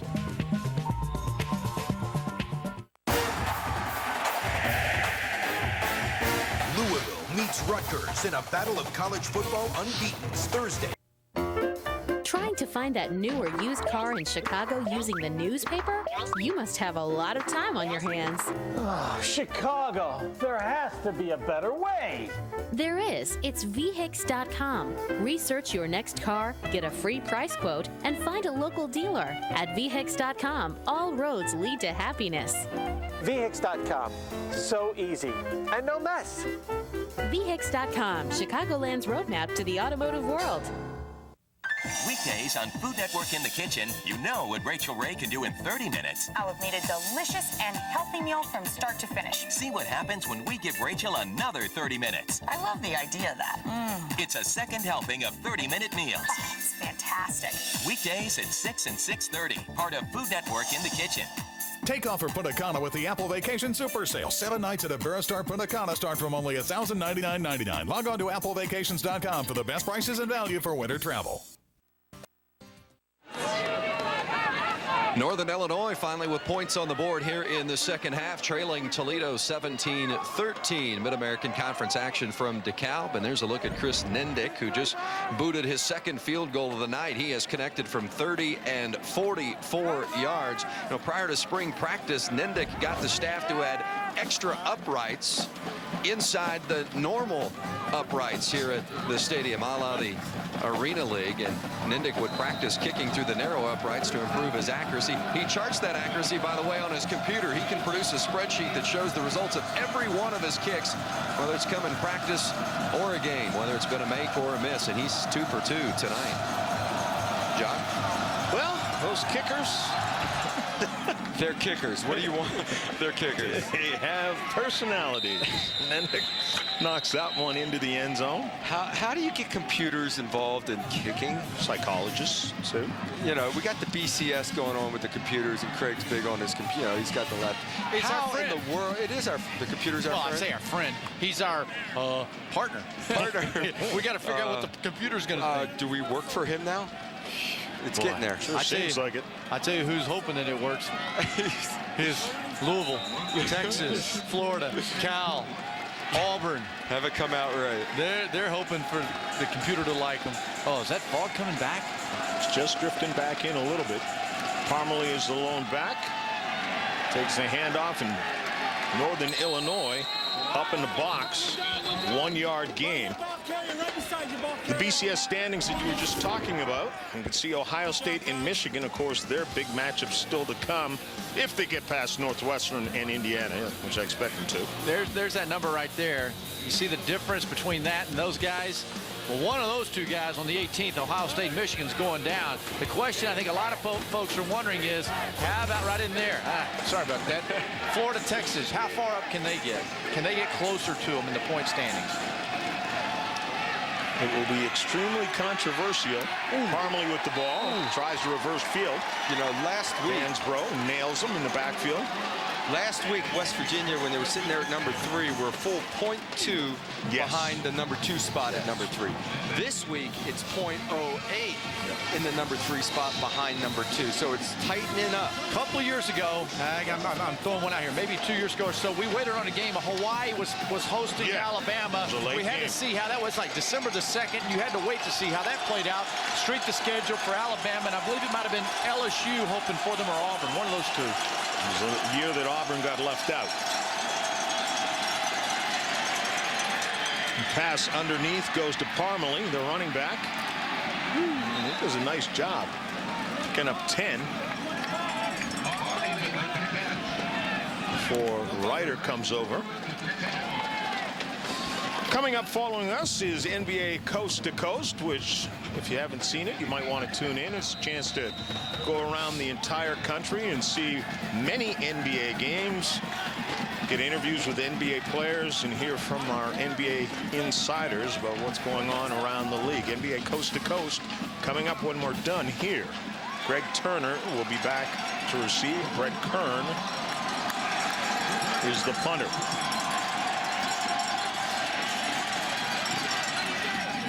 Boom. He gets under this one. Good. 9-yard line before he feels it. Busts it out across the 30-yard line. 62-yard punt and a 20-yard return. When we come back, we're going to talk to Heisman. We'll see what the analysts and the dummy here think dummy can win. One of us has the same guy 3 times. Tuesday, it's all about last night's game, the water cooler talk. It's also about 6 more days till the Buccaneers face the Panthers on ESPN Monday Night Football. So, while last night was great, don't forget what you have to look forward to. Sunday, American Soccer's championship event. MLS Cup 2006. Oh, what a crack out of nowhere! From a season that saw the world's game played to new heights across the country. Oh, what a save! Are you kidding me? It's America's League. Now 2 teams will put everything on the line. The shot is into the back of the net. New England Revolution versus Houston Dynamo. MLS Cup 2006, Sunday at 3:30 Eastern on ABC. A little black dress is always in style, but even a little dandruff shows. My old dandruff shampoo wasn't into black, so I switched to Selsun Blue. Doctor recommended for flakes and itch with aloe and moisturizers for healthier hair and scalp. Never wear black without the blue. Selsun Blue.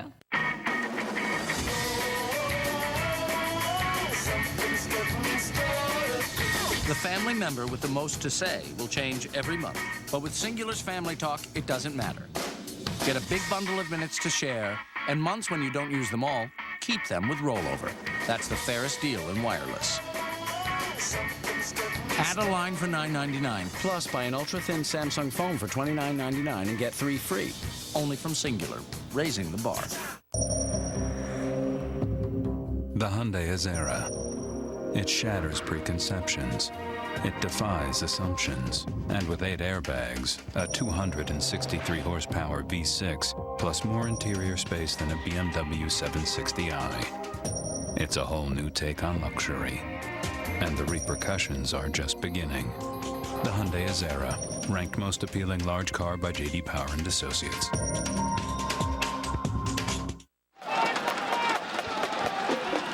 Back here in DeKalb, Illinois, where the host Northern Illinois Huskies trail Toledo 17-13, but they're about to go on the offense.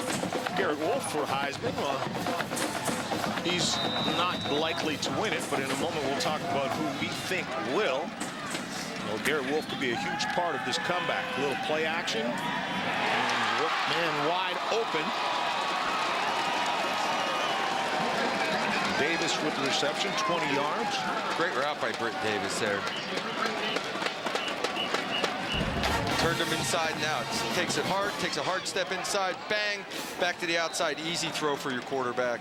Nice catch. Yeah, well, the rolled up cover 2 corner didn't get back to cover it up and take it away.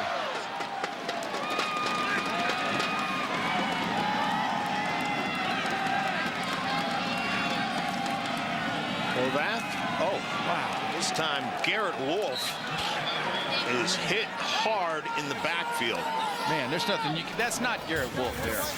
All right, well, these are us. Here we are. We all agree that Troy Smith right now is by far the front runner for the Heisman, but here's where we disagree. Now, I know Adrian Peterson has been out 4 games, but I still have him as number 2 and Brady Quinn at number 3. Man, I'm going with Colt McCoy. I don't care if he's a freshman. If you didn't know that Colt McCoy was a freshman, you would say, look at his numbers, look at his success, look what his football team's doing this year. So blind myself to the classification of the young man. Well, that's why I have Colt McCoy at number 2. Here's a guy who actually won one. What do you think? I put down Troy Smith as 1, 2, and 3 because the closest guy to him should be like number 4 because he is that far ahead of the pack right now. But there are a good 6 to 8 guys, Colt being one of them, yes, Adrian Peterson being another, Brady Quinn being another. Yeah. But they're all in a bunch sitting down here at about number 4. All 3 of us actually do have Heisman votes. Yeah. Now, you have one as a former winner. Are you actually going to put down Troy Smith 3 times? No, I was making a point that he is that far in front right now. Because they might take it away from you. Brady Quinn is going through a stretch of the season right now where he's been racking up numbers, and it's his Heisman run time. But I'm saying he's making the run to try to be number 2. Horvath's pass is broken up by Nigel Morris. And I had Darren McFadden at Arkansas, the running back. That's my number 3 guy. The guy is really good. We've all watched him in the studio every weekend. And their football team is doing really well, and it's because of him. He's outstanding. He is one of college football's most outstanding players, which is what the Heisman goes to. It's all about. He's fantastic. He looked great last weekend. He had an unbelievable day against Auburn in their win. He's a big guy with breakaway speed. You know, that combination that you don't see all the time. Steve Odom back to receive the punt. It's a step up. And contact made again. And the ball will be downed.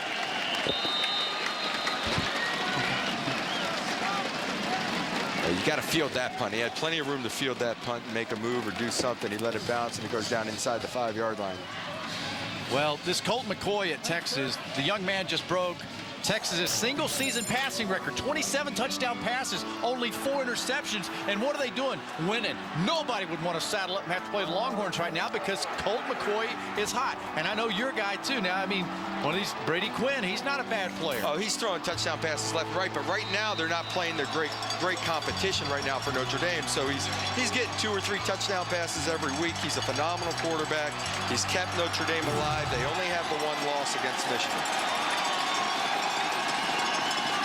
So Toledo trying to grind out these last 4 minutes here. They hand off to Parmalee, and he's met immediately at the line of scrimmage and just passed it for a 1-yard gain before the pile pushes him back into the end zone. Got to commit to stop the run here, all out, make them throw the football, get this ball back, 3 and out, and get it in great field position. 1-yard gain. The fog, as you can see, has started to move back in. So we've got the clock going against Northern Illinois as well as the fog rolling in, because we know what that did to these two teams in the second quarter. Totally changed the game. But then again, Northern Illinois went down the field in the densest of the fog and kicked the field goal. Parmalee again goes up the middle, tries to chew off some clock. What? You gave me that look, like oh, where was I going with that? Maybe no, I just fogged out there. Oh, you forgot. I got a little foggy. Time clicking away. Huge 3rd down here. Toledo 222 yards on the ground tonight. That is a season high.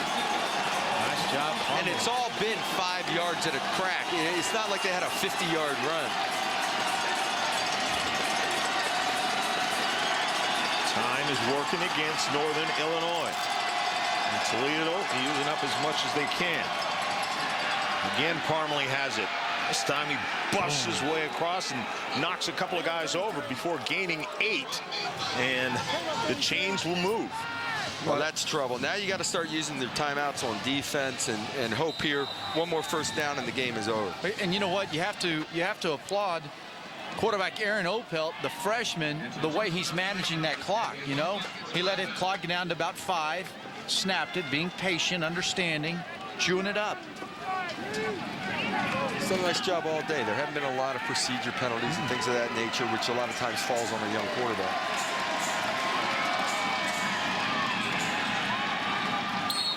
Again, Parmalee with the carry.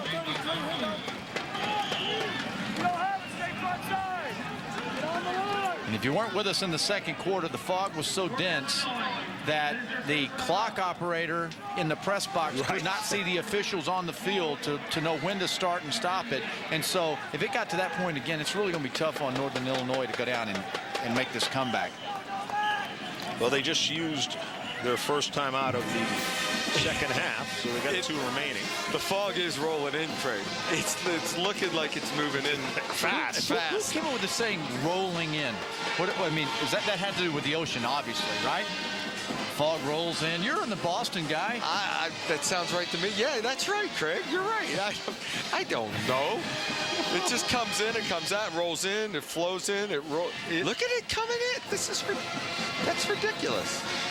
Who ordered the fog? Well, you all do realize now, I'm not a weatherman, and I don't even play one on TV, but that all fog is low-lying clouds. So you say the clouds roll in, we say that all the time. So I imagine that the fog rolling in means the same thing. It's just a low-lying cloud. That's all it is. How often do you say, hey, look at the clouds rolling in? I say it all the time. Really? Yeah. You said it this morning. I think I did. Vince knows all about fog.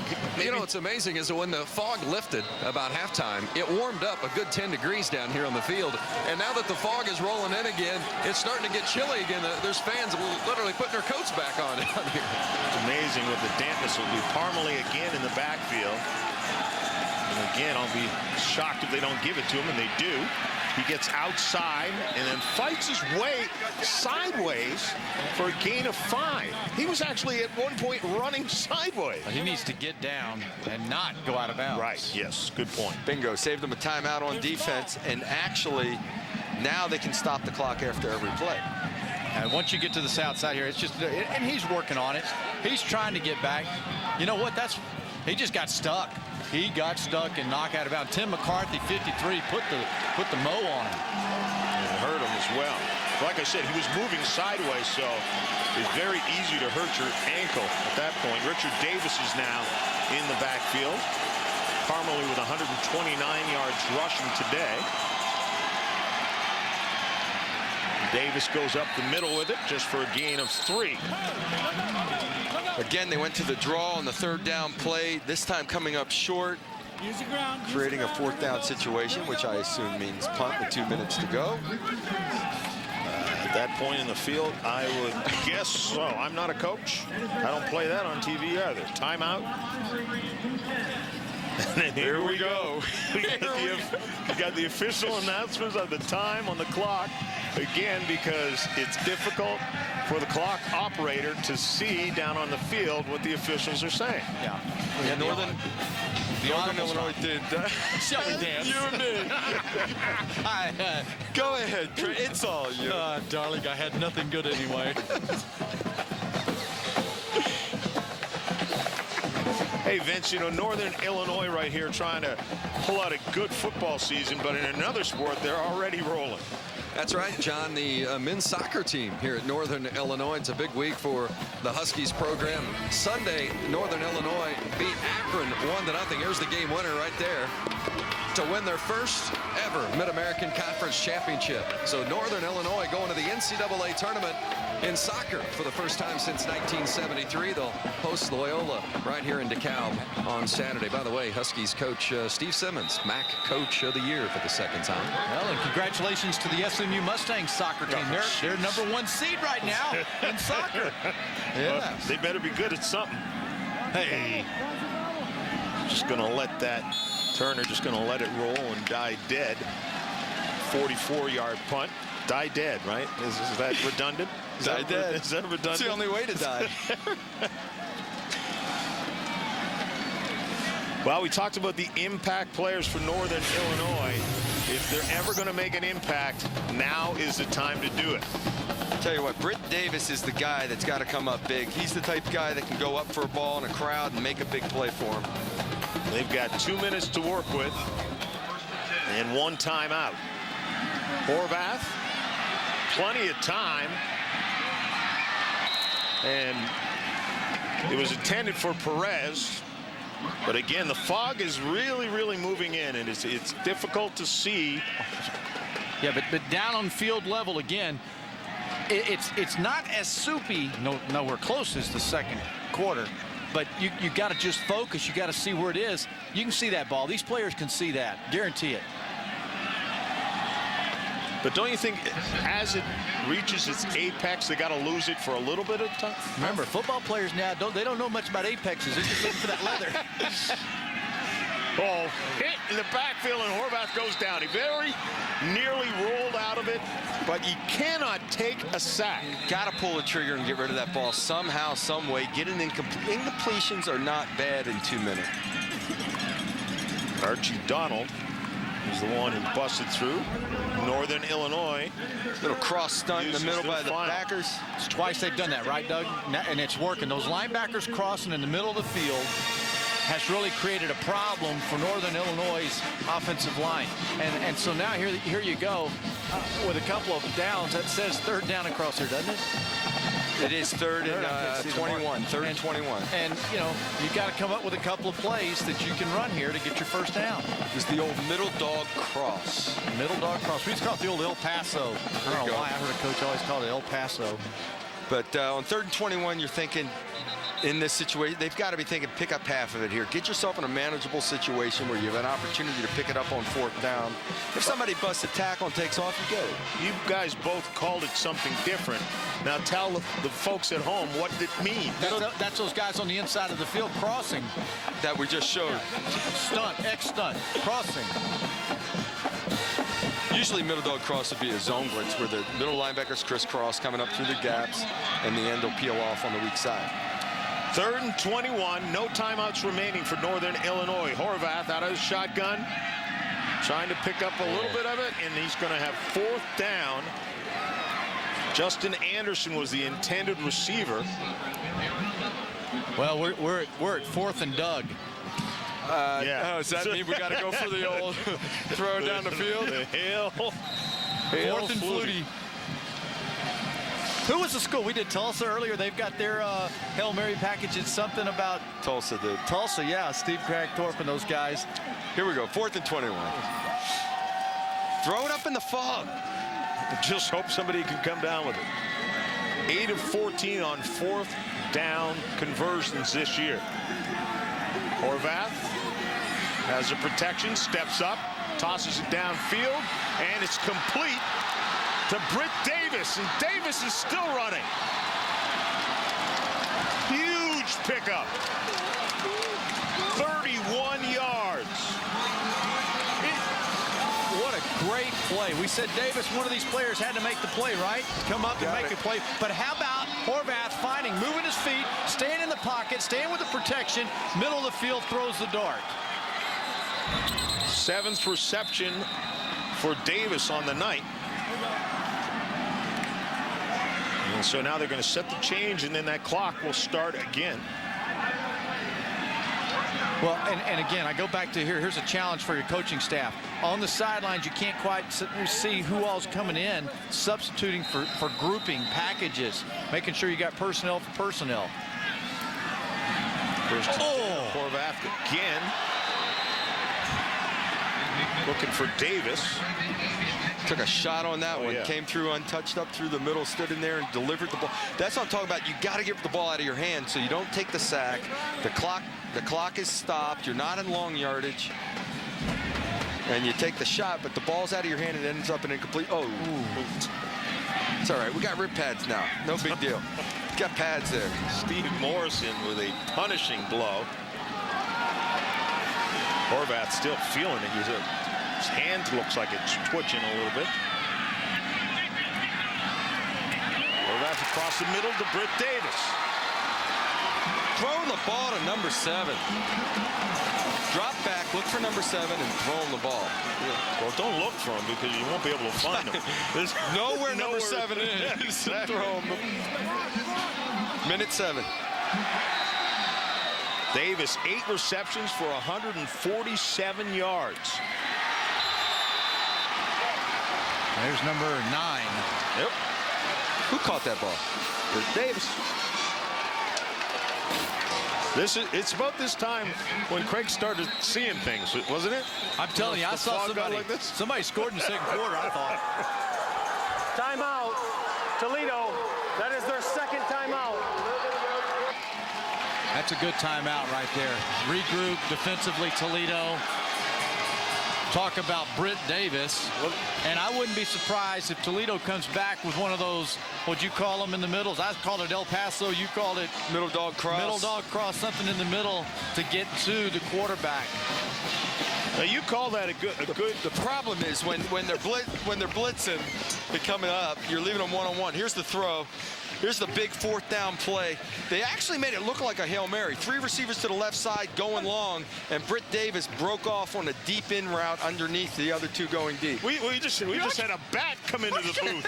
Got in the mouth. It was a bat. I think it was either the biggest moth I've ever seen, or it was a bat or a sparrow. Another big throw that Britt Davis just goes up in a crowd. You know, that's what he was covered on the second one. First one was open on the in route. The second one he was covered and just went up and made a play on the ball. Now you like the timeout call here, but what if Northern Illinois scores? Wouldn't you want to have that timeout? But I think what they're doing here is getting their composure. They're getting a game plan. Britt Davis right now is running routes, and they're having success. They're going to have a touchdown before long, lose the ball game. Horvath again. Again looking for Britt Davis. Pass interference is going to be called there. Walter Atkins got on top of Davis. Keep throwing a 7. Throw that ball his way. Let him make a play for you. We'll get a penalty on the other side, whatever.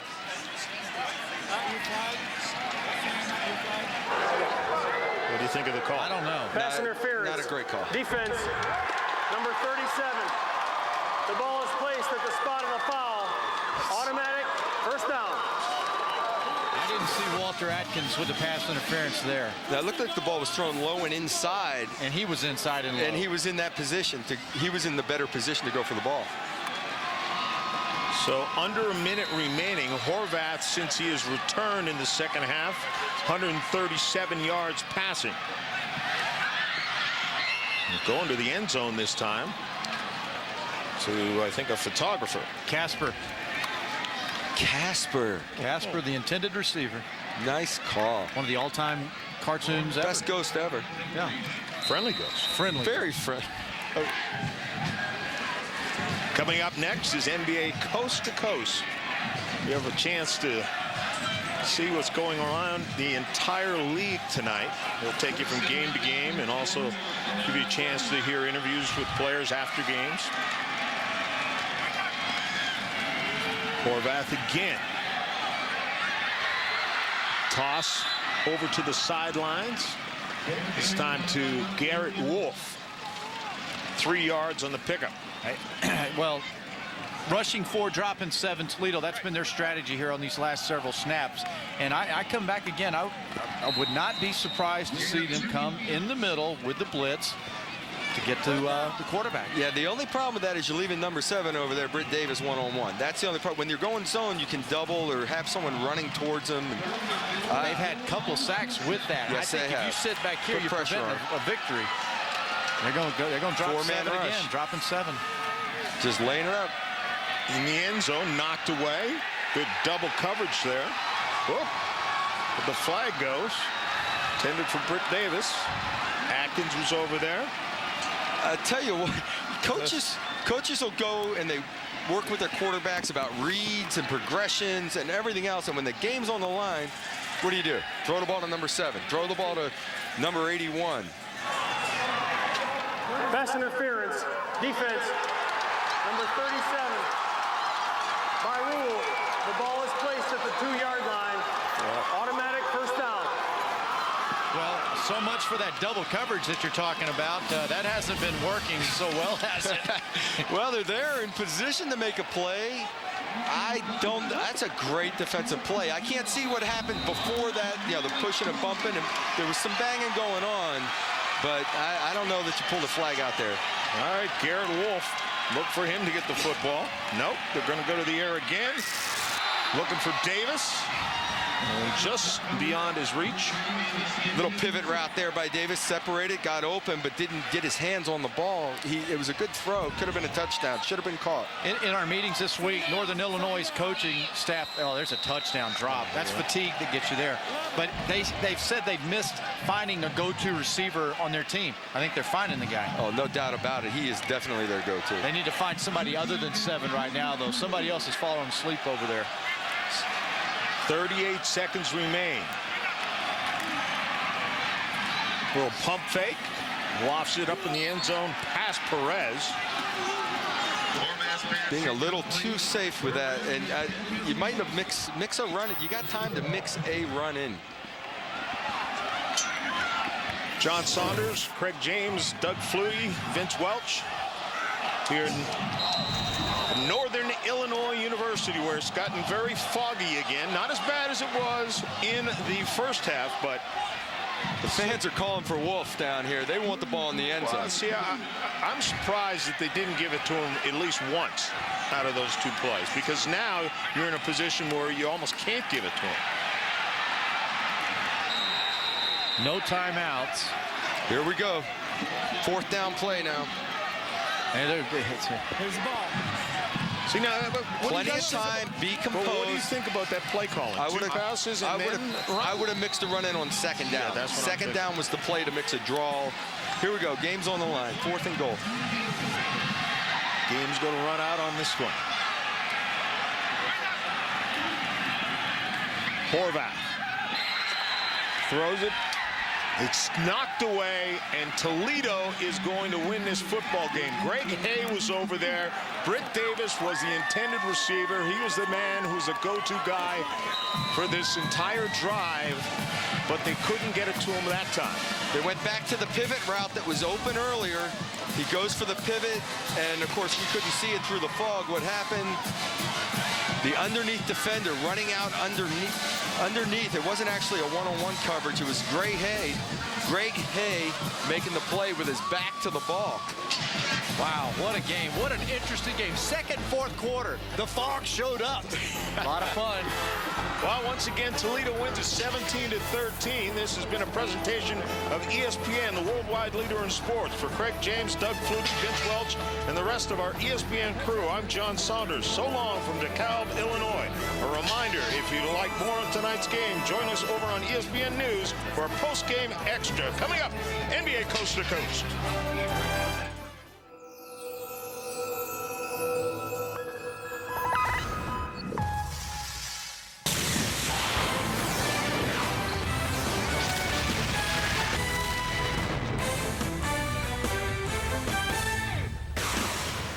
How's this for firepower in your starting lineup? Jamal Mashburn, 6'8", known for his ability to break down defenses any way you like during his NBA career. He's with us this year to break down the games for you. And that guy, Tim Legler, Moneyball, all his. Nice hair. I love the hairstyle, man. That was in back then. The hair is good. Hi, everybody, and welcome to NBA Coast to Coast. Also on the team, Chris Broussard, who is an absolute legend as far as media pickup games are concerned. We all know that. No highlights, though. No highlights. Not yet. Not yet, anyway. I'm Fred Hickman. Welcome aboard. And without any further ado, let us go coastal. We got 6 games on the schedule, and that would include the Los Angeles Lakers taking on the Minnesota Timberwolves tonight. We'll pick up the action. Fox Sports West, Joel Myers and Stu Lance. Garnett, 4-4 free throw line. He's got a half dozen. So he's got 6 of their first 10. No shock there. Lamar lost it. It's off his foot.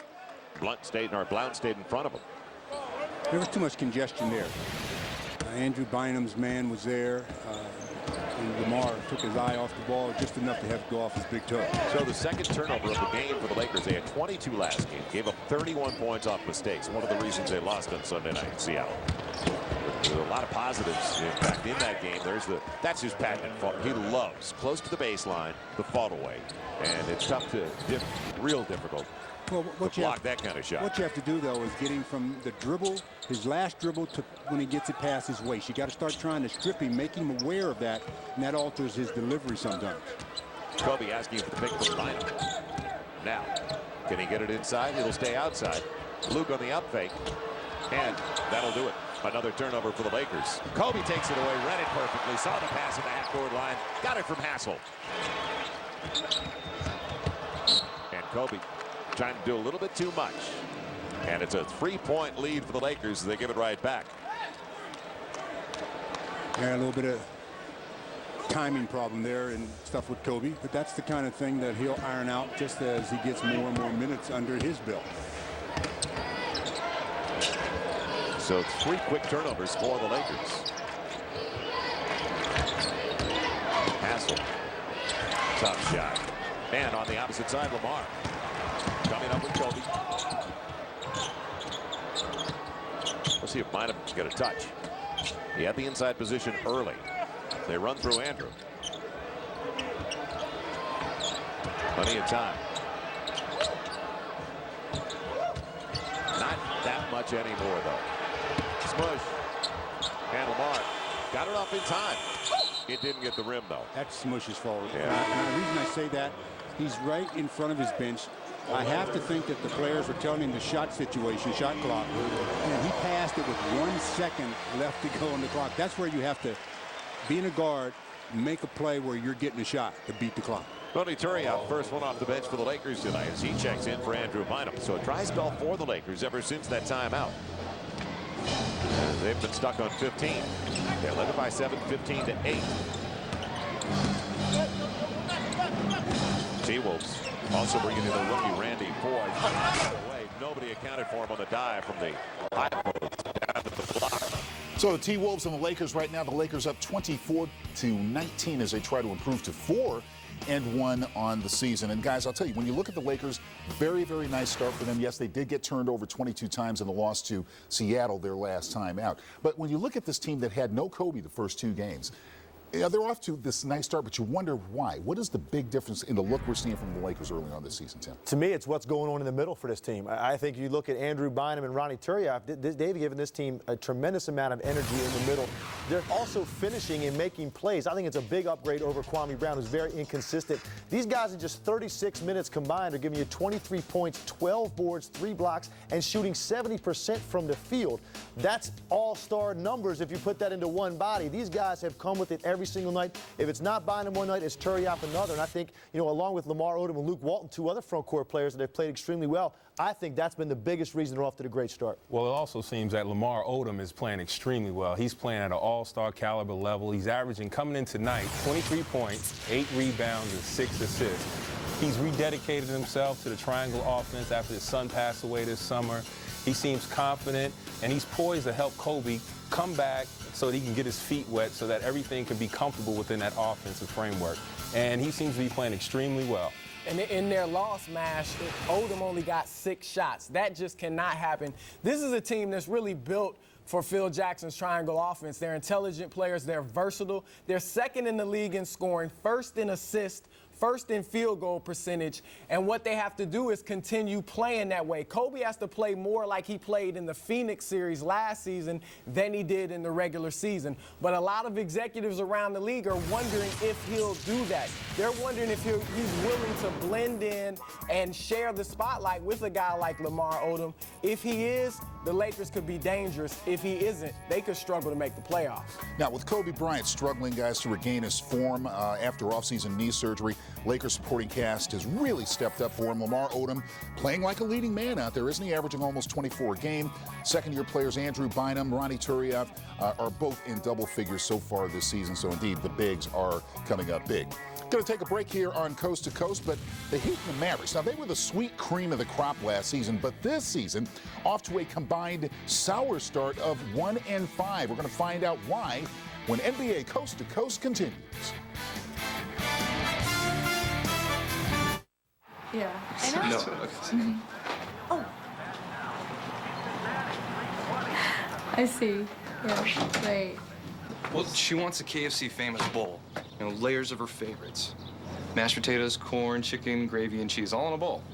Try new KFC famous bowls, freshly prepared with our home-style mashed potatoes, layered with sweet corn, all white meat, crispy chicken, and topped with our signature gravy and 3-cheese blend. Dig into great layers of flavor with KFC famous bowls. Oh, stop playing with me, you old whippersnapper. Check ball. Check. Ball game. I got him, Wise. I got him. Oh, yeah.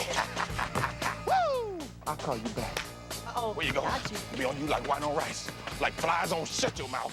Oh, foul, foul, foul, foul. No foul, no foul. I said check, boy. It's check. Let's go, man. Let's go, Wise. The sky hook. What about that? He don't want to play no defense. He too cute. Time out, time out, time out.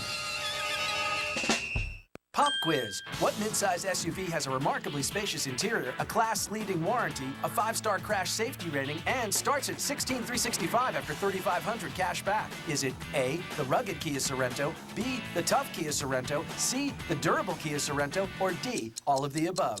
Correct. You picked the Kia Sorento. And with $3,500 cash back, there really is no other choice. Hurry in and get $3,500 cash back on the comfortably refined Kia Sorento. To learn more, visit kia.com.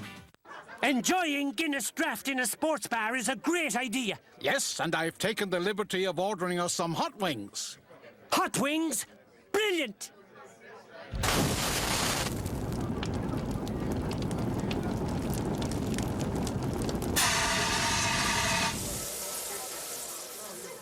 That wasn't too bad.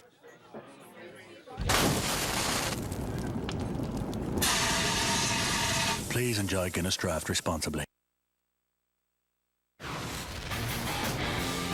NBA Coast to Coast, brought to you by KFC's Famous Bowls. They're good. The LeBrons and NikeBasketball.com. And Kia Motors and the rugged and refined Sorento midsize SUV. To learn more, visit kia.com.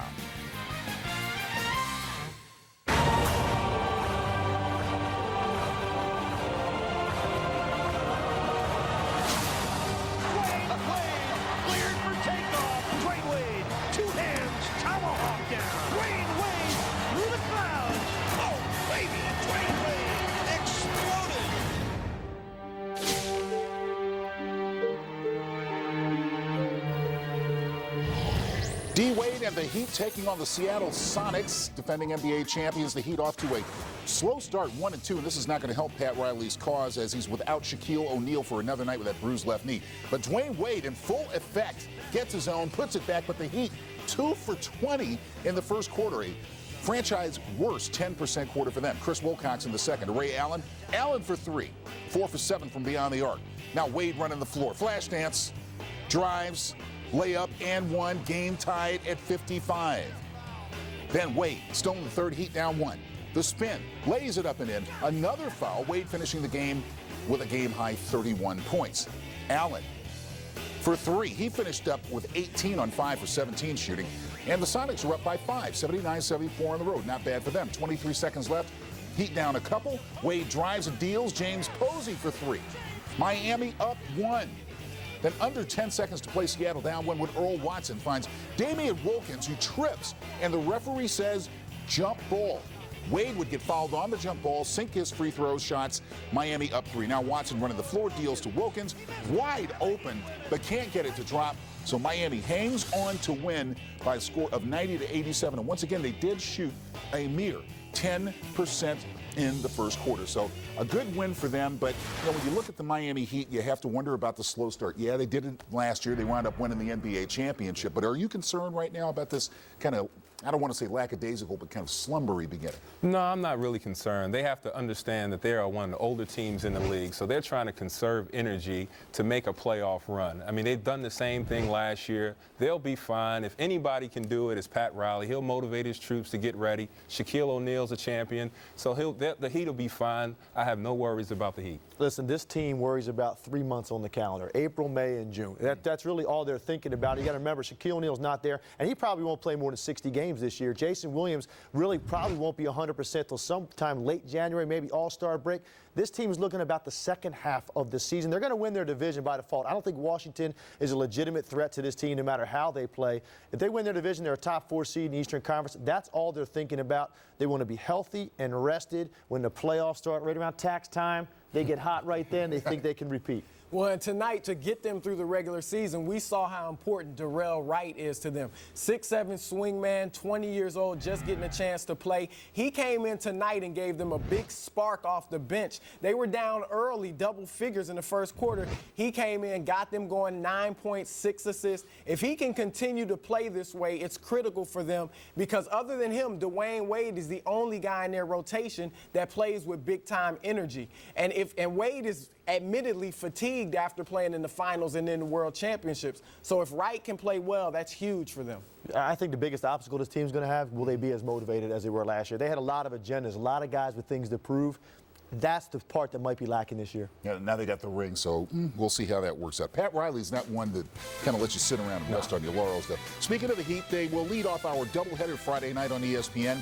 8 o'clock Eastern Time, they visit the Nets in Game 1, and then right after that, 10:30 Eastern Time, it's the Pistons visiting the Lakers. Again, the Lakers trying to go to 4-1. That's Friday night NBA action on ESPN. Now let's talk about the Western Conference champions, defending champs, the Dallas Mavericks. Off to a rough start themselves, 0-3. First time since the 93-94 season when they finished 13-69. Season opener, they lost to the Spurs, shot 43%. The road opener, the Mavericks blown out against the Rockets, losing by 31 points. Mavs had 22 turnovers in that particular game. And then last night, the Mavericks losing to the Golden State Warriors, 107-104, although it was the first time this season that the Mavericks had scored over 100 points. Now, you look at this team now, the Dallas Mavericks, known for solid offense. Josh Howard, he's missing in action right now. He's got a sprained ankle. They're calling it a grade 2 sprained ankle, so he's going to miss probably at least 6 games, 2 weeks. So that's certainly not going to help matters at all. But, you know, Tim, they're having problems putting the ball in the basket right now. You never think you'd say that about a Dallas Mavericks team. Usually it's been the other end of the floor, and that's a concern as well. And I think these guys are going to get into that. But let's talk about offensively right now. You know, collectively, their guards are shooting about 33% from the field. When you look at Jason Terry, Jerry Stackhouse, Greg Buckner, Devin Harris, these guys are not shooting the ball well from the perimeter. And Dirk Nowitzki really isn't getting a lot of shots. What does that mean? That means that ball's not going in the net. You can't get up and set in your half-court defense. This team's having to play a lot of transition defense defense, and that's not their strength. They don't have great individual defenders. They do a nice job when they're able to set up, and they haven't been able to do that because they're not scoring. Yeah, they haven't been able to do that at all. I mean, they've been one who took on Avery Johnson's personality to get to the finals, and that's the defensive mindset, getting easy baskets, turning the team over, and they have not been able to do that. I know they're shooting poorly right now, but there's no excuse on the defensive end for giving the effort and giving those creative plays on that offensive side of the ball. Well, and when you aren't defending it, it does make you wonder, have these guys gotten a little bit fat and happy after getting over the hump, getting to the finals last year?